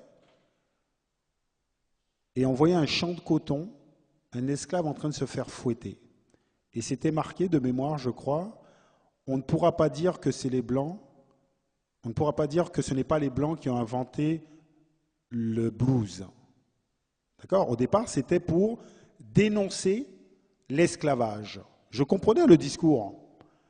Mais à l'époque, ce monsieur, qui était le président de Nova, recevait beaucoup d'appels des gens des Antilles qui ne comprenaient pas le discours. Et moi, je lui ai dit, j'ai pris mon téléphone, j'ai écouté, moi, je ne peux pas vous interdire de faire ce que vous voulez, mais il faut que vous mettre à la place des gens, parce qu'il y a des cicatrices qui ne sont pas refermées.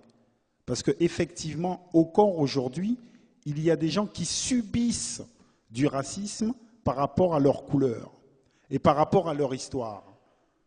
Et donc, réfléchissez à savoir, est-ce que c'est ce que vous voulez? Est-ce que vous voulez blesser certaines personnes? Et je crois que c'est la question. Est-ce qu'il y a des personnes qui sont encore blessées profondément? Parce que la plupart des gens qui vont aller voir le spectacle, ce ne sont pas des personnes de couleur noire. Hein.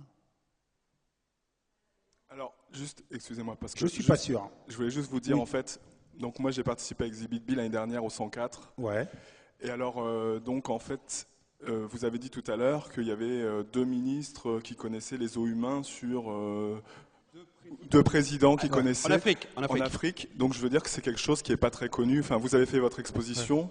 Donc je pense que Brett Bailey en fait a choisi de faire. Il ne fait pas un zoo humain, il ne recrée pas un zoo humain, mais il prend le principe du zoo humain pour interpeller les gens sur le fait qu'il y a eu des zoos humains. Ça, c'est le premier point. Ensuite, c'est un Sud-Africain qui a vécu l'apartheid et qui ne traite pas des zoos humains. Du coup, c'est pour ça qu'il ne met pas de blanc. Il veut dénoncer un système. Il va un peu dans le même sens que vous, je pense, puisqu'il veut dénoncer un système qui fait qu'aujourd'hui, des gens pensent qu'ils sont supérieurs aux Noirs et il veut dénoncer d'une certaine manière. Donc, les tableaux qu'il y a, ce n'est pas des zoos humains. C'est, par exemple, moi je suis une personne qui était à la cour d'Autriche au temps des Lumières et qui a fini aussi empaillée. Une fois que l'empereur d'Autriche en a eu marre et qu'il est décédé, tout simplement, il l'a empaillé pour le mettre avec sa collection d'objets personnels. Et il y a aussi une personne qui représente quelqu'un qui est, par exemple, renvoyé, bâillonné dans un avion. Voilà, c'est ça qui veut dénoncer. Monsieur Thuram, je vous invite fortement à venir voir l'exposition. Je lui ai dit qu'il était en retard. Venez la voir à Saint-Denis ou au 104, on ira au dès 104. que vous pouvez. On a prévu d'y aller au 104. Et voilà, en tout cas parce que je pense qu'on a eu beaucoup de gens noirs qui sont venus nous voir l'année dernière. La plupart, en fait, je pense qu'ils étaient limite à nous regarder en nous faisant ouais, bravo, tout ça, merci de faire ça. Et beaucoup de gens blancs aussi qui sont sortis en écrivant des choses. Et il y a beaucoup de témoignages que vous pourriez éventuellement vous procurer. Et voilà, et je pense qu'en fait, je pense que ça va un peu dans le même sens que ce que vous faites. Et je ne pense pas que ça blesse parce qu'on ne montre pas des gens noirs dans des positions. C'est pour faire réfléchir justement sur tout ce qui fait que vous regardez un noir d'une manière. Encore une fois, je vous ai dit, j'ai pas vu. Hein. Moi, on m'a expliqué qu'il y avait des femmes au sein nu. Il y a la Vénus Hottentote qui est reprise. Ah, il y a la Vénus seulement. Voilà. Écoutez, moi je... Non, mais c'est pour ça que c'est difficile quand on voilà, n'a pas exactement. vu et qu'on nous on voit, enfin, en plus, Certains d'entre nous l'avons fait l'année dernière, donc on sait un peu de... Et nous, on est très choqués, on va dire, de la polémique. Et c'est difficile si, effectivement, en tout cas, vu que vous avez l'air d'être a priori plutôt contre, je souhaiterais que vous le voyiez. Non, attendez, moi je suis pas contre. Non, mais vous, Lilian Thuram, vous, j'ai bien compris. Alors, non, moi je dis que je suis contre l'idée, parce qu'encore une fois, c'est l'idée d'aller quelque part et de voir toujours une position négative et que les gens, parfois, ne comprennent pas le discours. Parce que, encore une fois, c'est très important que les gens comprennent le discours. Et souvent, il y a une incompréhension entre ce que vous voulez faire passer comme message quand vous êtes artiste et ce qui est montré. C'est pour ça, encore une fois, j'irai le voir, mais je vous dis, sans le voir, je peux comprendre pourquoi les gens sont contre. Et d'ailleurs, il y a eu une polémique en Angleterre. Nous sommes d'accord. Donc, ça veut dire aussi que c'est quelque chose qui a choqué le public anglais. Mais ils ne l'ont pas vu là-bas. Ah, ils l'ont pas vu aussi? Non, parce que ça a été interdit avant. Elle a été interdite. Sérieux? Oui, bien sûr. Les Ah, gens ont d'accord. interdit l'exposition. Ok. Elle a été interdite justement, donc.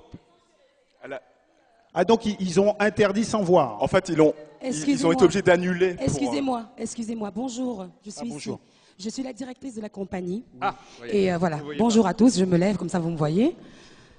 Juste en train un peu de chauffer là. Ça fait 3 ans que je travaille avec M. Brett Bailey. J'ai d'abord été artiste sur ce projet. J'ai incarné la Vénus Hottentote. D'après votre conférence, j'étais contente par rapport à tout ce que vous disiez. Comme vous dites, c'est vrai, quand on entend parler de l'exposition, on a l'impression que... En Angleterre, ce qui m'a choquée, énervée, c'est que la personne qui a lancé la pétition sur Internet n'a jamais voulu voir l'exposition.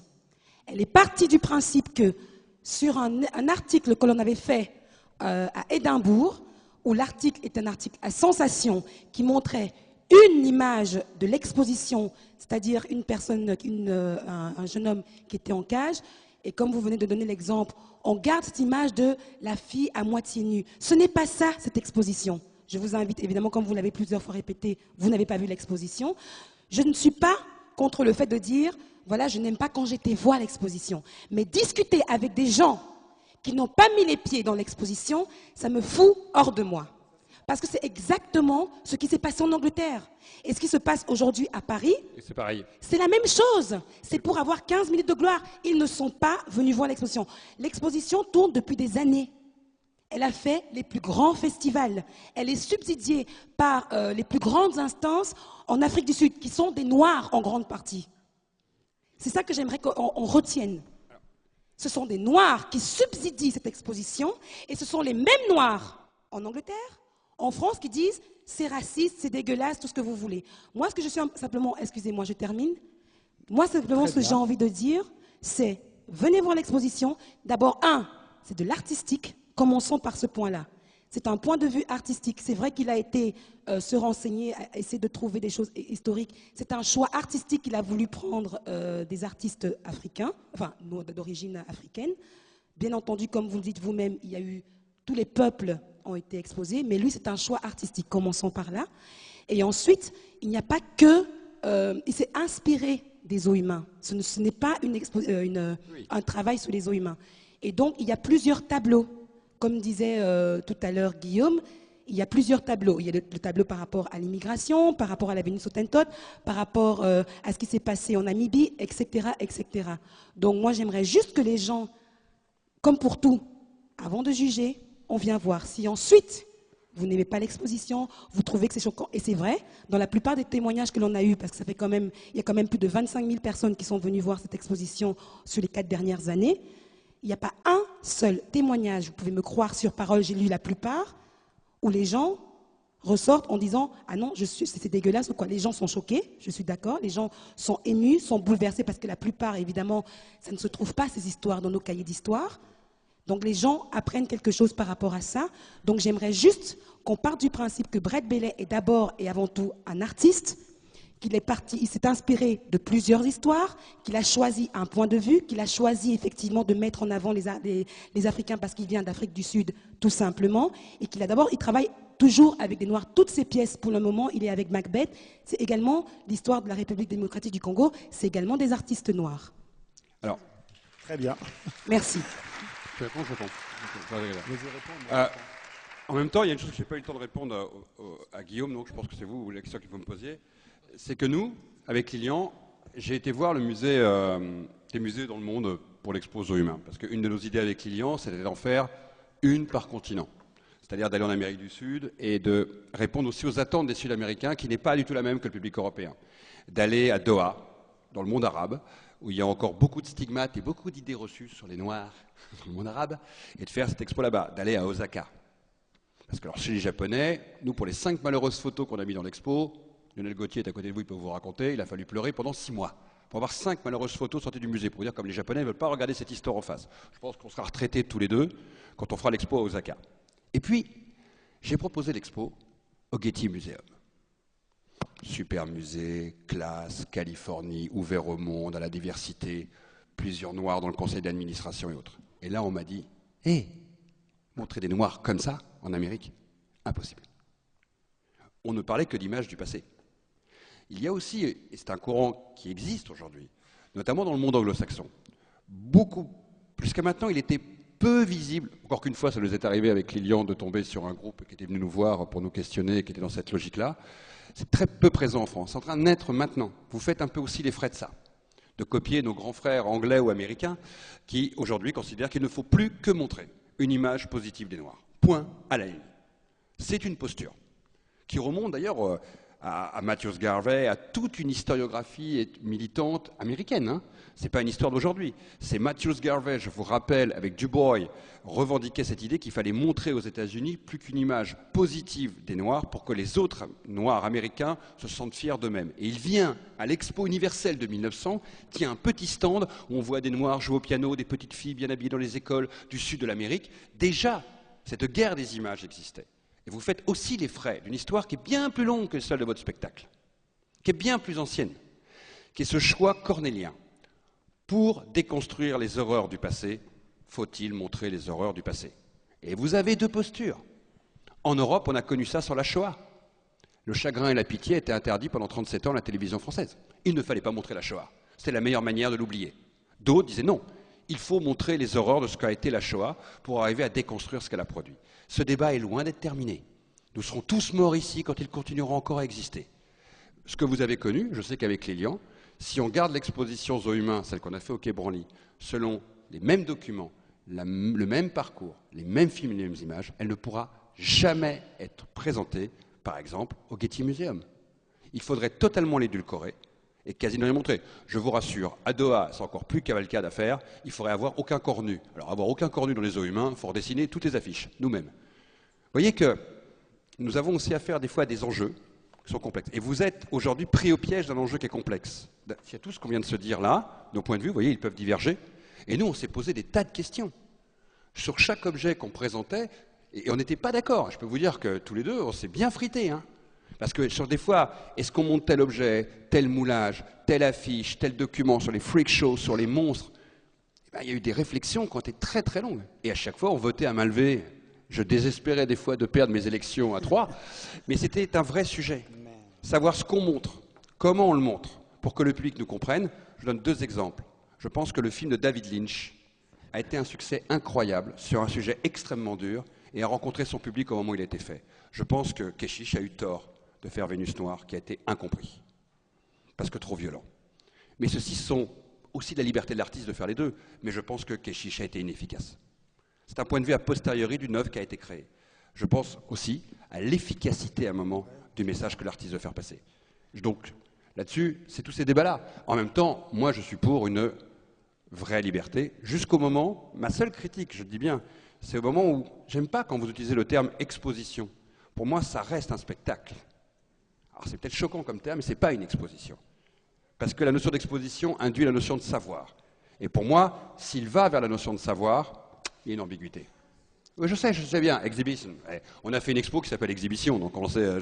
J'ai compris, non mais c'est complexe, car ce n'est pas une exposition. Pardon.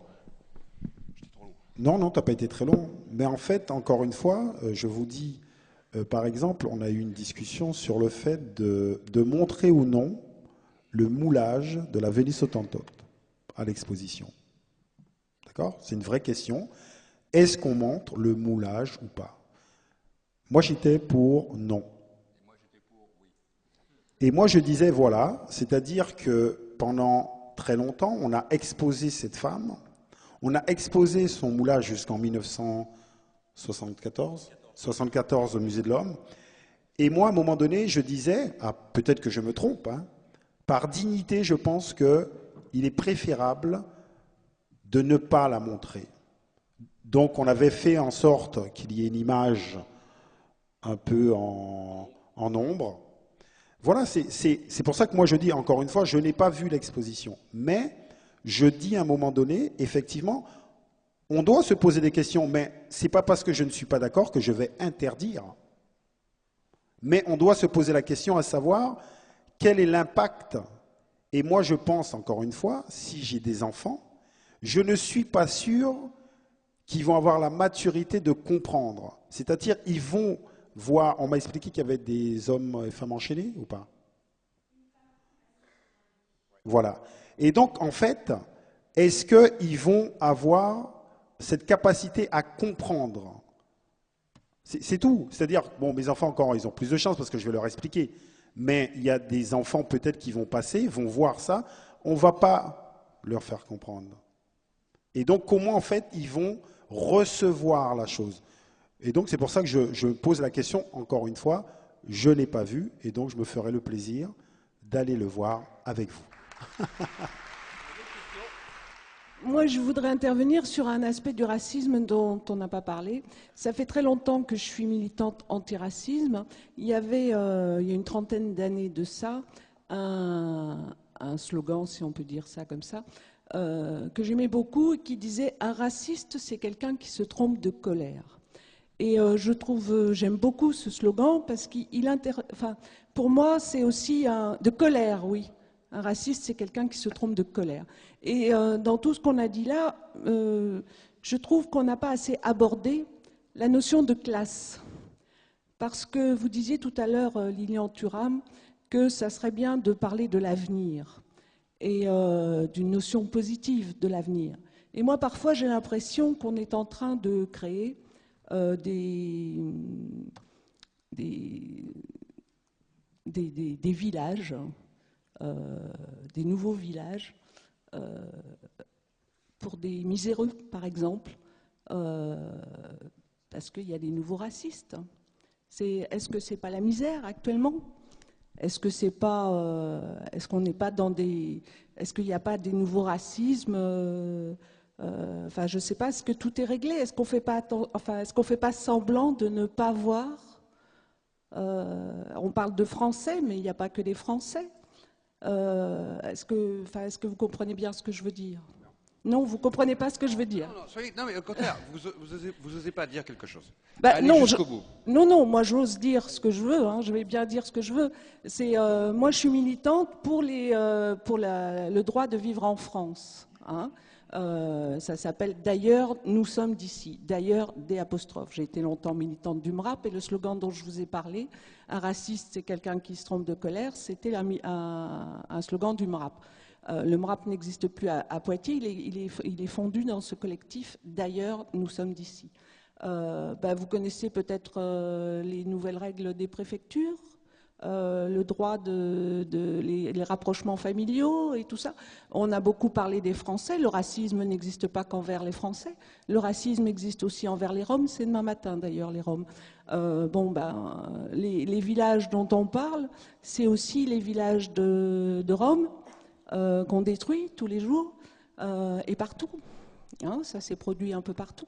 Donc la réalité qu'on crée pour demain, c'est ça aussi. La misère, c'est les pauvres d'aujourd'hui, c'est aussi des Français. Hein. On ne les regarde pas, mais ils existent.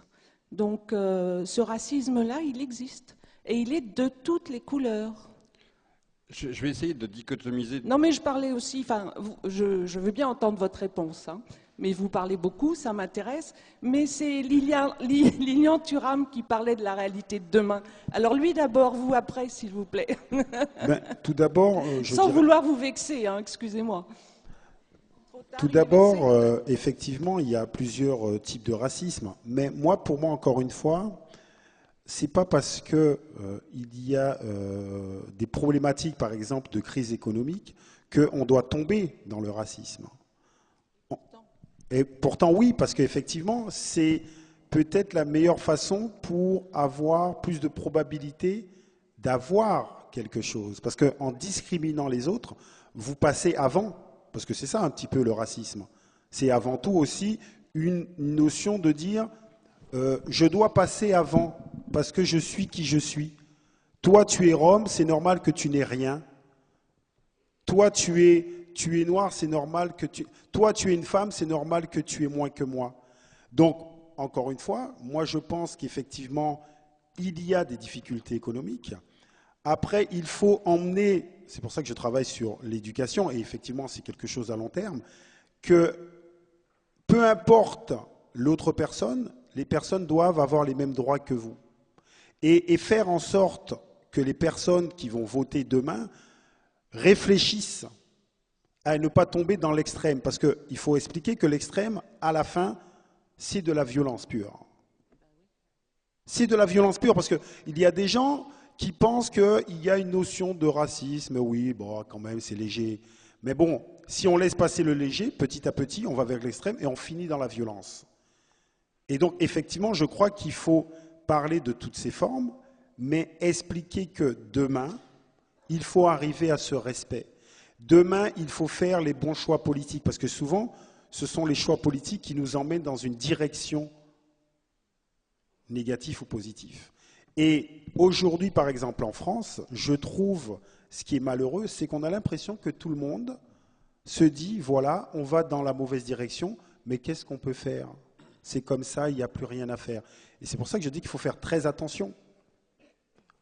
Et effectivement, continuer à dénoncer le fait que ce n'est pas normal la situation des Roms. On a l'impression que les Roms chercheraient leur situation, mais non. On les met dans des situations aussi d'incompréhension qui fait qu'ils vivent comme ça. Alors là, par exemple, excusez-moi, mais il y a un jeune homme à Poitiers qu'on a, qui a quitté son lycée, qu'on a envoyé en centre de rétention parce qu'il a, soi-disant, moins de 18 ans. Ah. Attends. Je peux répondre, madame? Parce que moi, je ne suis pas du tout d'accord avec Lilian. Moi, je ne suis pas du tout d'accord avec... Je vais être très dur avec vous, madame. Je pense que l'antiracisme en France s'est planté totalement depuis 30 ans. Mais parce qu'ils sont partis sur... Le plus mauvais des slogans, c'est de penser qu'un racisme se trompe de colère. Le racisme, c'est exactement ce qu'il fait. Il sait pourquoi il le fait. Parce qu'il défend ses intérêts ou de petits blancs, ou de petits arabes, ou de petits noirs. Au contraire, c'est parce que le racisme a été moralisateur pendant 30 ans au MRAP, à la LDH, que nous sommes aussi dans cette situation-là, parce qu'il n'y a pas eu un moment une prise de conscience qu'il y avait une dimension culturelle. C'est quand même assez fantastique de découvrir que dans ce pays, c'est le ministère de l'Intérieur qui verse des subventions aux associations antiracistes. Ça ne vous paraît pas étonnant que le même ministère qui expulse des Roms verse des subventions aux associations antiracistes. Et ça a choqué personne pendant 30 ans. Et nous sommes... Ok, excusez-moi, SOS Racisme touche combien de subventions de l'État français par an? Madame, eh bien, moi je vous le dis, j'ai dit un vrai problème, c'est qu'on ne s'est pas posé une question de la manière dont on devait aussi déconstruire les pensées racistes et le combat antiraciste. Et il s'est fondé uniquement sur un débat moral, en pensant simplement que ce n'était pas bien d'être raciste. Mais il y a des racistes qui pensent que c'est très très bien d'être raciste, et qu'ils ont parfaitement compris pourquoi ils le sont. Ils ne veulent pas avoir de voisins noirs et arabes. Les Arabes, ils veulent bien les voir quand ils vont à Marrakech, jamais à Paris. Ils ne sont pas du tout dans une fausse colère. Ils ont parfaitement conscience, et vous aurez cette minorité de 20 à 30% qui existe dans une société comme la nôtre, comme en Occident, mais elles existent aussi dans d'autres pays à l'égard des Blancs, qui font que des gens ne veulent pas que l'autre rentre sur son territoire. Et là, nous avons échoué collectivement. J'ai milité à la LDH, j'ai eu ces combats aussi. Nous nous sommes totalement plantés. Plantés parce que nous avons pensé qu'il n'y avait pas d'éducation à faire, non pas contre le racisme, mais globalement pour faire que nos élites politiques puissent modifier ce qui fait que nous avons des quartiers populaires qui sont devenus aujourd'hui des espaces ethno-raciaux, que nous avons une France qui est fractionnée entre des territoires surethnisés par rapport à d'autres, que nous avons un pays où on n'a pas donné l'envie de la France à des gamins nés dans ce pays parce qu'on les a mis complètement à la marge de notre histoire, et qu'aujourd'hui, il y a des gamins qui naissent dans ce pays pourtant français et qui ne se sentent pas français, et beaucoup d'autres qui sentent qu'ils sont un peu trop noirs et un peu trop arabes pour être français. Nous avons produit cette société-là. À nous maintenant de déconstruire ça. Nous, collectivement, j'en suis dedans, hein. Je vous tape et je me tape là. Parce que nous n'avons pas pris conscience à un moment qu'on était dans une société non pas multiculturaliste, qui n'est pas le modèle français, mais multiculturelle. Et rien n'a été préparé pour ça. Je dis bien rien. Rien. Et les gens dans un temps de crise, ils ne comprennent pas pourquoi on aide le migrant qui arrive et qu'eux crèvent la faim. Vous aurez beau tout expliquer à quelqu'un, et bien il devient raciste au final. Parce qu'il se dit, la seule qui l'écoute, c'est Marine Le Pen. Et ça, c'est l'erreur de nos élites politiques, de ne pas avoir anticipé la situation dans laquelle nous sommes aujourd'hui. Et le mouvement antiraciste a aussi sa responsabilité là-dedans, et j'ai donc ma responsabilité là-dedans, et vous avez un peu de responsabilité aussi. C'est un très mauvais slogan, le pire de tous. Bon. On n'est pas d'accord, hein. On n'est pas d'accord tous les deux là. C'est bien déjà suivi. C'est ça la démocratie. Nous ne sommes pas d'accord. On peut aller dans la même direction sans être d'accord. C'est déjà pas mal. Bonsoir. Oui. Bonsoir. Pardon. Bonsoir, on vous entend. Je peux m'exprimer. Voilà, enfin, écoutez, même si c'est la première fois que je rencontre M. Thuram et M. Blanchard, c'est particulièrement le titre de votre expo qui m'a le plus interpellé. Zoo humain, : invention du sauvage. Moi, invention du sauvage, je ne connais pas. Par contre, l'histoire des zoos humains, je connais. Et à ce sujet-là, je voudrais rendre un hommage à un grand sportif du début du XXe siècle. Je voudrais nommer M. Battling Siki, premier champion du monde de boxe africain. Vous avez parlé du Sénégal et de Saint-Louis. D'origine saint-louisienne, il a été repéré par une dame hollandaise qui l'a amené en Hollande, avec l'accord des parents, d'après l'histoire, et qu'il a exhibé en Hollande, en France, et il a fini sa carrière aux États-Unis comme un très très grand boxeur. Il a été assassiné, pas pour des raisons d'Africains ou de Noirs, parce qu'il ne voulait pas rentrer dans les magouilles de la boxe à l'époque. Et son corps a été inhumé il y a 10 ans seulement à Saint-Louis. Moi, j'étais au Sénégal à cette époque-là. Par contre, ça c'est l'hommage. Moi, la question que je me pose, c'est de se dire, à l'époque, quand les gens étaient tatoués, avec des piercings, des scarifications, on les prenait pour des sauvages, des indigènes. Aujourd'hui, il y a une grande population de tatoués, de piercings et compagnie. Est-ce que ça peut nous rapprocher, tout ça? Vous voyez ce que je veux dire par là? Et il faudrait aussi redéfinir le mot raciste. Le mot raciste, il faudrait peut-être le redéfinir, ainsi que le mot sauvage, parce que c'est par opposition aux civilisés. Parce que des fois, on a l'impression que les civilisés sont plus sauvages, puisqu'on est le sauvage de l'autre. Voilà. Donc, cette population de tatoués, de piercings, de scarifications, moi, je trouve intéressant. Est-ce que ça va nous rapprocher davantage? Voilà, merci pour la réponse, c'est ma contribution à cette soirée. La réponse sera non, mais vous posez une très bonne question sur la notion de la norme. Le sauvage, je l'ai dit tout à l'heure quand j'ai parlé des freak shows et des ethnic shows, il y a une norme, et cette norme définit un certain nombre de caractères sociaux, ethniques, tout ce qu'on veut. Et à un moment, il y a ceux qu'on place à la marge. Donc à un moment, bien sûr, où on peut soi-même se placer à la marge, se tatouer, se scarifier, avoir du piercing. C'est une manière de dire « je ne suis pas dans la norme ». Je refuse la norme telle qu'elle est posée. On se laisse, mais c'est plus la même chose. Quand le sauvage s'affirme sauvage. Avant, on inventait le sauvage. On construisait. Quand on exhibe un Africain à Poitiers, on n'est pas en train de dire « regardez, il jongle bien au ballon ». Ou comme Battling Siki, c'est le premier champion du monde noir, africain et français, vous avez oublié de le dire, africain et français, qui a gagné en 1924 face à Carpentier, c'est pas n'importe qui, il le met KO au 6e round, on connaît super l'histoire, on vient de faire un petit film avec Client là-dessus. Super héros. Mais là, on vient le voir parce qu'il boxe, l'artiste, on vient le voir parce qu'il joue, celui qui se met un piercing, c'est lui qui le choisit. Non, non, dans les zoos humains, on exhibe un noir en tant que noir. Il est l'emblème unique et simplement de sa race. Point. Il ne sait rien faire. Alors s'il peut en plus amuser les visiteurs, c'est très bien, mais on vient d'abord voir le sauvage.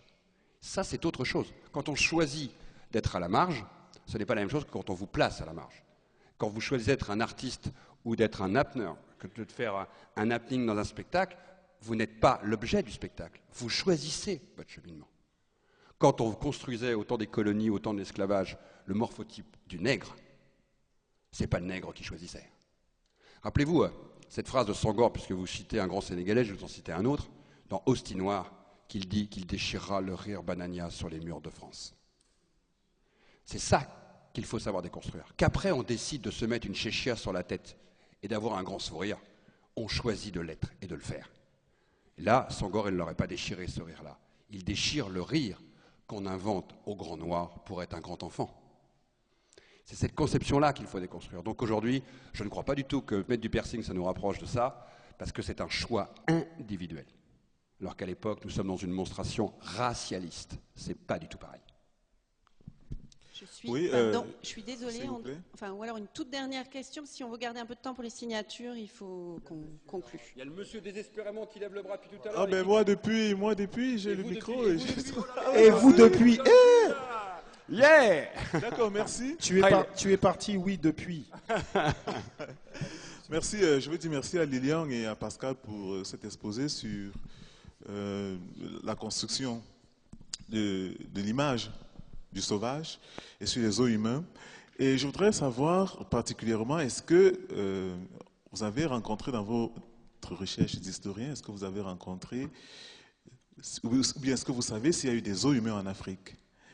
Et maintenant, comment est-ce qu'on peut lire l'histoire passée ou l'histoire contemporaine politique, l'histoire politique passée ou contemporaine, à la lumière de cette construction mentale de l'image du sauvage?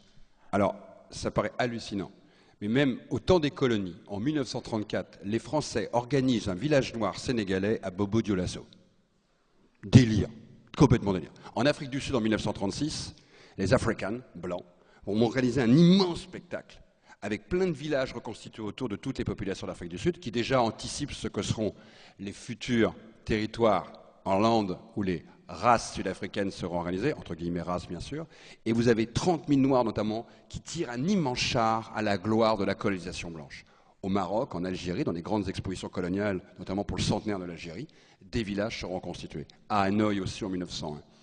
Tout l'Empire britannique aura fait tourner ces villages ethniques dans les colonies même.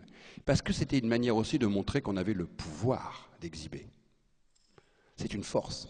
La seule exhibition qui se termine mal, c'est celle de 1958 à Bruxelles. C'est le dernier grand show ethnique, le tout dernier. L'Empire belge est à 2 ans de sa décolonisation. Et il y a un village congolais immense qui est organisé. Et tous les jours, les intellectuels congolais viennent voir leurs frères et disent « Tu ne dois pas rester là, tu dois partir, tu es la honte pour notre peuple ». Et à 3 semaines de la fin de l'expo, tous les Congolais quittent le village. C'est génial cette image. Le village est vide à la fin de l'expo. Et je dis que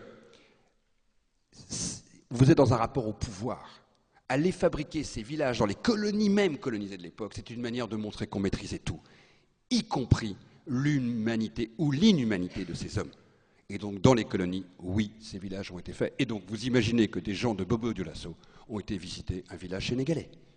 Mais est-ce que s'il vous plaît, est-ce que les indigènes eux-mêmes, est-ce que les Africains eux-mêmes ont pu construire des villages où ils présentaient aussi des gens différents d'eux? Bien sûr. Voilà, est-ce qu'il y a eu des os construits par des Africains pour exposer des gens d'une autre race que la race noire? Alors, on en connaît en Égypte, puisque vous aviez, de tout temps dans l'Égypte, vous aviez ce que monsieur expliquait tout à l'heure sur les cabinets de curiosité, quand vous parliez des corps empaillés, l'Égypte avait ces notions de cabinet de curiosité vivant, où toutes les populations africaines les plus étonnantes, notamment les nains, accompagnaient dans les cours. En dehors de l'Égypte, j'en connais peu, je ne connais pas d'histoire, à part l'Afrique du Sud, mais blanche, et l'Égypte pharaonique. J'en connais pas d'autres. Je vous remercie déjà pour cet exposé. Et je voulais revenir sur, alors à Pascal Blanchard, si possible, vous répondrez, mais ce n'est pas très important, c'est le titre qui a marqué peau tigre et peau de tigre et de pouilleux. J'aurais bien voulu comprendre le sens exact de cela. Vous avez demandé aux organisateurs? D'accord, ok. Non mais c'est écrit. D'accord.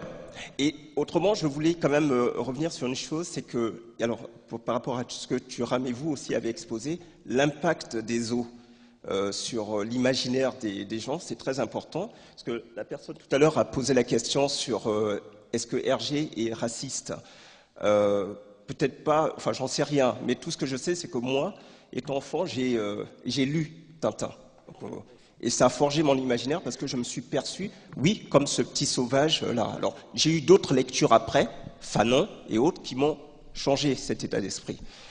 Et je pense que nous tous ici, moi aussi je suis parent d'élèves maintenant, enfin j'ai des enfants, et je pense qu'au niveau des écoles, nous devons, nous aussi, parents, jouer un rôle très important.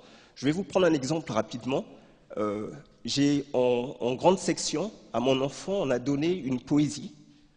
Alors là, c'est le côté subliminal des fois de certaines poésies. Le titre était « À quoi joue dans la cour de récréation les crayons de couleur.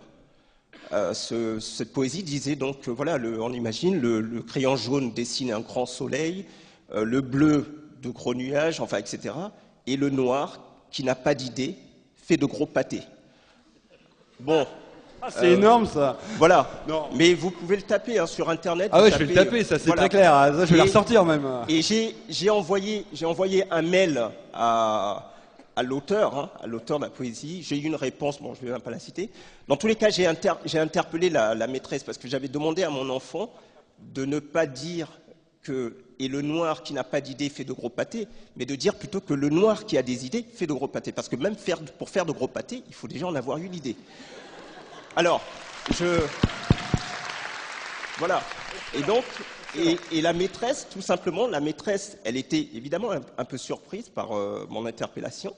Et elle a dit oh, mais je pense que vous exagérez un peu, ce que j'ai pu comprendre. Sauf que je crois que c'était 1 mois environ après, elle m'a rappelé pour me dire que oui, effectivement, dans la cour de récréation, elle a perçu un enfant, pardonnez-moi, un enfant blanc, dire effectivement à un petit enfant noir, oui, mais toi, tu es comme les crayons de couleur, tu n'as pas d'idée. Vous voyez où est-ce que ça peut aller, quoi, hein, c'est ça. Ce que je... Rien à dire, on la répétera partout. Alors, vous savez, tout le travail que je fais au sein de la Fondation, c'est pour interpeller les gens, pour qu'eux-mêmes puissent après interpeller la société. Parce qu'effectivement, il y a trop de parents qui laissent passer certaines choses. Je raconte vite fait l'histoire de mon fils, qui un jour me dit oui, papa, on a appris à l'école que Christophe Colomb avait découvert l'Amérique. Je dis, c'est quoi cette histoire? Tu vas aller voir ta prof, tu vas lui dire, ça suffit, hein, Marcus. Hein. Christophe Colomb, quand il est arrivé, il y avait du monde. Donc, il n'a pas découvert. Et donc, bon, il a dit gentiment, il dit oui. Et la prof a dit, oui, non, mais t'inquiète pas, je le sais très bien, ça. Mais elle continue à dire aux enfants que Christophe Colomb a découvert l'Amérique. Et c'est surréaliste. Et c'est vrai que c'est nous, les parents, à intervenir pour changer les façons de faire et de dire. Parce que si on ne le fait pas, eh bien, ça va continuer. Donc, félicitations. Vous êtes mon héros. Ouais. Et on vous revolera votre idée dans plein de conférences. Mademoiselle, non, mademoiselle. Non. Ouais. Bonjour. Bonjour. J'ai une remarque et une question. Faut choisir. Je vais faire les deux. Je veux juste dire que c'est pour répondre à vos amis par SMS sur Exhibit B et ces figurants, acteurs qui sont pris aujourd'hui et pour faire des choses qui sont pas bien. Vous pouvez leur répondre qu'on n'est pas des enfants et que nous, on est des Afropéens et qu'on a une histoire et on sait très bien ce qu'on fait. Donc, on n'est pas les enfants. Autre chose, c'est sur le fait d'être... votre notion sur la popularisation, ce que vous avez dit sur la popularisation du racisme, qui a été fait par ces expositions, ça m'a beaucoup interpellée. Et je voulais savoir qu'est-ce que vous faites, vous, aujourd'hui, contre cette popularisation du racisme qu'il y a dans les longs métrages ou des séries ou des choses comme ça, sur le fait que l'art de l'image qui est très populaire et qui véhicule énormément de choses peut populariser un racisme aussi. Et ça je me pose cette question-là parce que vous n'avez pas voulu travailler avec Eschiche pour la Vénus noire. Et c'est dommage parce que... C'est lui qui n'a pas voulu écouter l'historien. D'accord. Quand je lui dis... Et moi, c'est vrai, j'ai beaucoup travaillé avec le cinéma français. Par exemple, Bouchareb, j'ai travaillé sur Indigène, j'ai travaillé sur Hors-la-Loi. Là, je viens de faire une série de petits films qui passent actuellement sur France Télévisions qui s'appelle Frères d'armes. C'est 1 par semaine, notamment sur des héros qui ont fait la guerre et qui venaient des 4 coins du monde et qui n'étaient pas tout blancs comme moi et qui sont venus mourir pour la France, dont le réalisateur est Rachid Bouchareb. Et je travaille sur 4-5 projets de films et des documentaires. Lyon, on a vu plusieurs que j'ai fait. Justement, j'ai fait la série Noir de France, où une quarantaine de témoins interviennent pour expliquer c'est quoi l'histoire de ces Noirs dans ce pays depuis le XVIIIe siècle. Donc je pense que ce qu'on fait, c'est justement d'aller vers le cinéma, d'aller vers le spectacle, d'aller dans le théâtre, d'aller à l'éducation nationale, d'être ici à Poitiers, de faire des expositions. En gros, lui et moi, on ne fait pas notre métier habituel. Lui, au départ, il jouait au foot et moi, j'étais historien. Et pourtant, on est à Poitiers ce soir. Parce qu'on a parfaitement pris conscience que si on ne rentrait pas dans d'autres univers, nous ne changerions pas l'image dominante de notre société. Et la meilleure manière de changer les images, comme a dit Lilian, il y a deux manières. Pleurer tout le temps. Mais c'est marrant, c'est pas son genre et c'est pas le mien. Se plaindre tout le temps, c'est pas son genre et c'est pas le mien. On a par contre pris conscience d'une chose, c'est que pour changer les imaginaires, ça allait prendre du temps. Il fallait être sur le terrain et il fallait éduquer, déconstruire. Parler des petits crayons, alors le coup des crayons, je vais la ressortir 15 fois celle-là. Hein.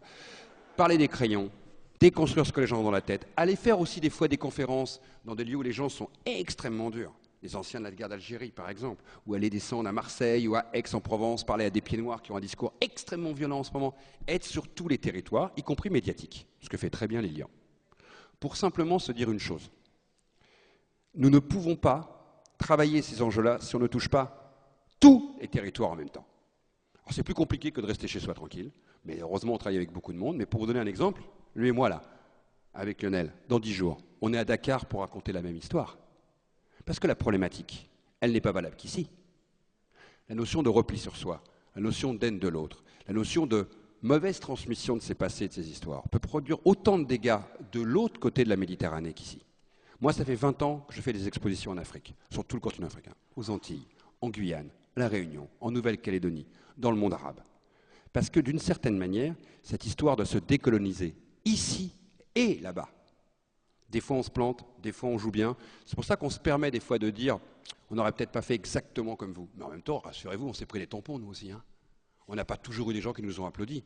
Et moi, il y a 10 ans, quand j'ai fait le film Zoo Humain, certains de mes collègues universitaires sont venus me voir en me disant tu crois que c'est vraiment une bonne idée de montrer tout ça aujourd'hui? Ça va donner quand même des idées à pas mal. Je leur dis les gars, si c'est des idées des gamins dans les quartiers pour brûler des bagnoles, ça fait 20 ans qu'ils les brûlent.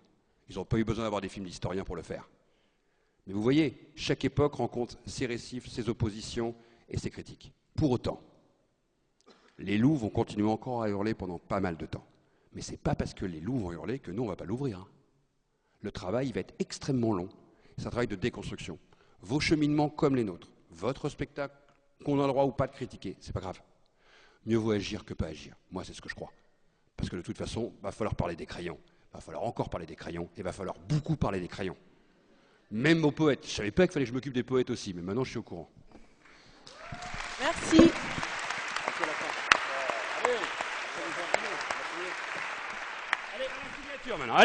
Allez, on va faire travailler les libraires de Poitiers maintenant.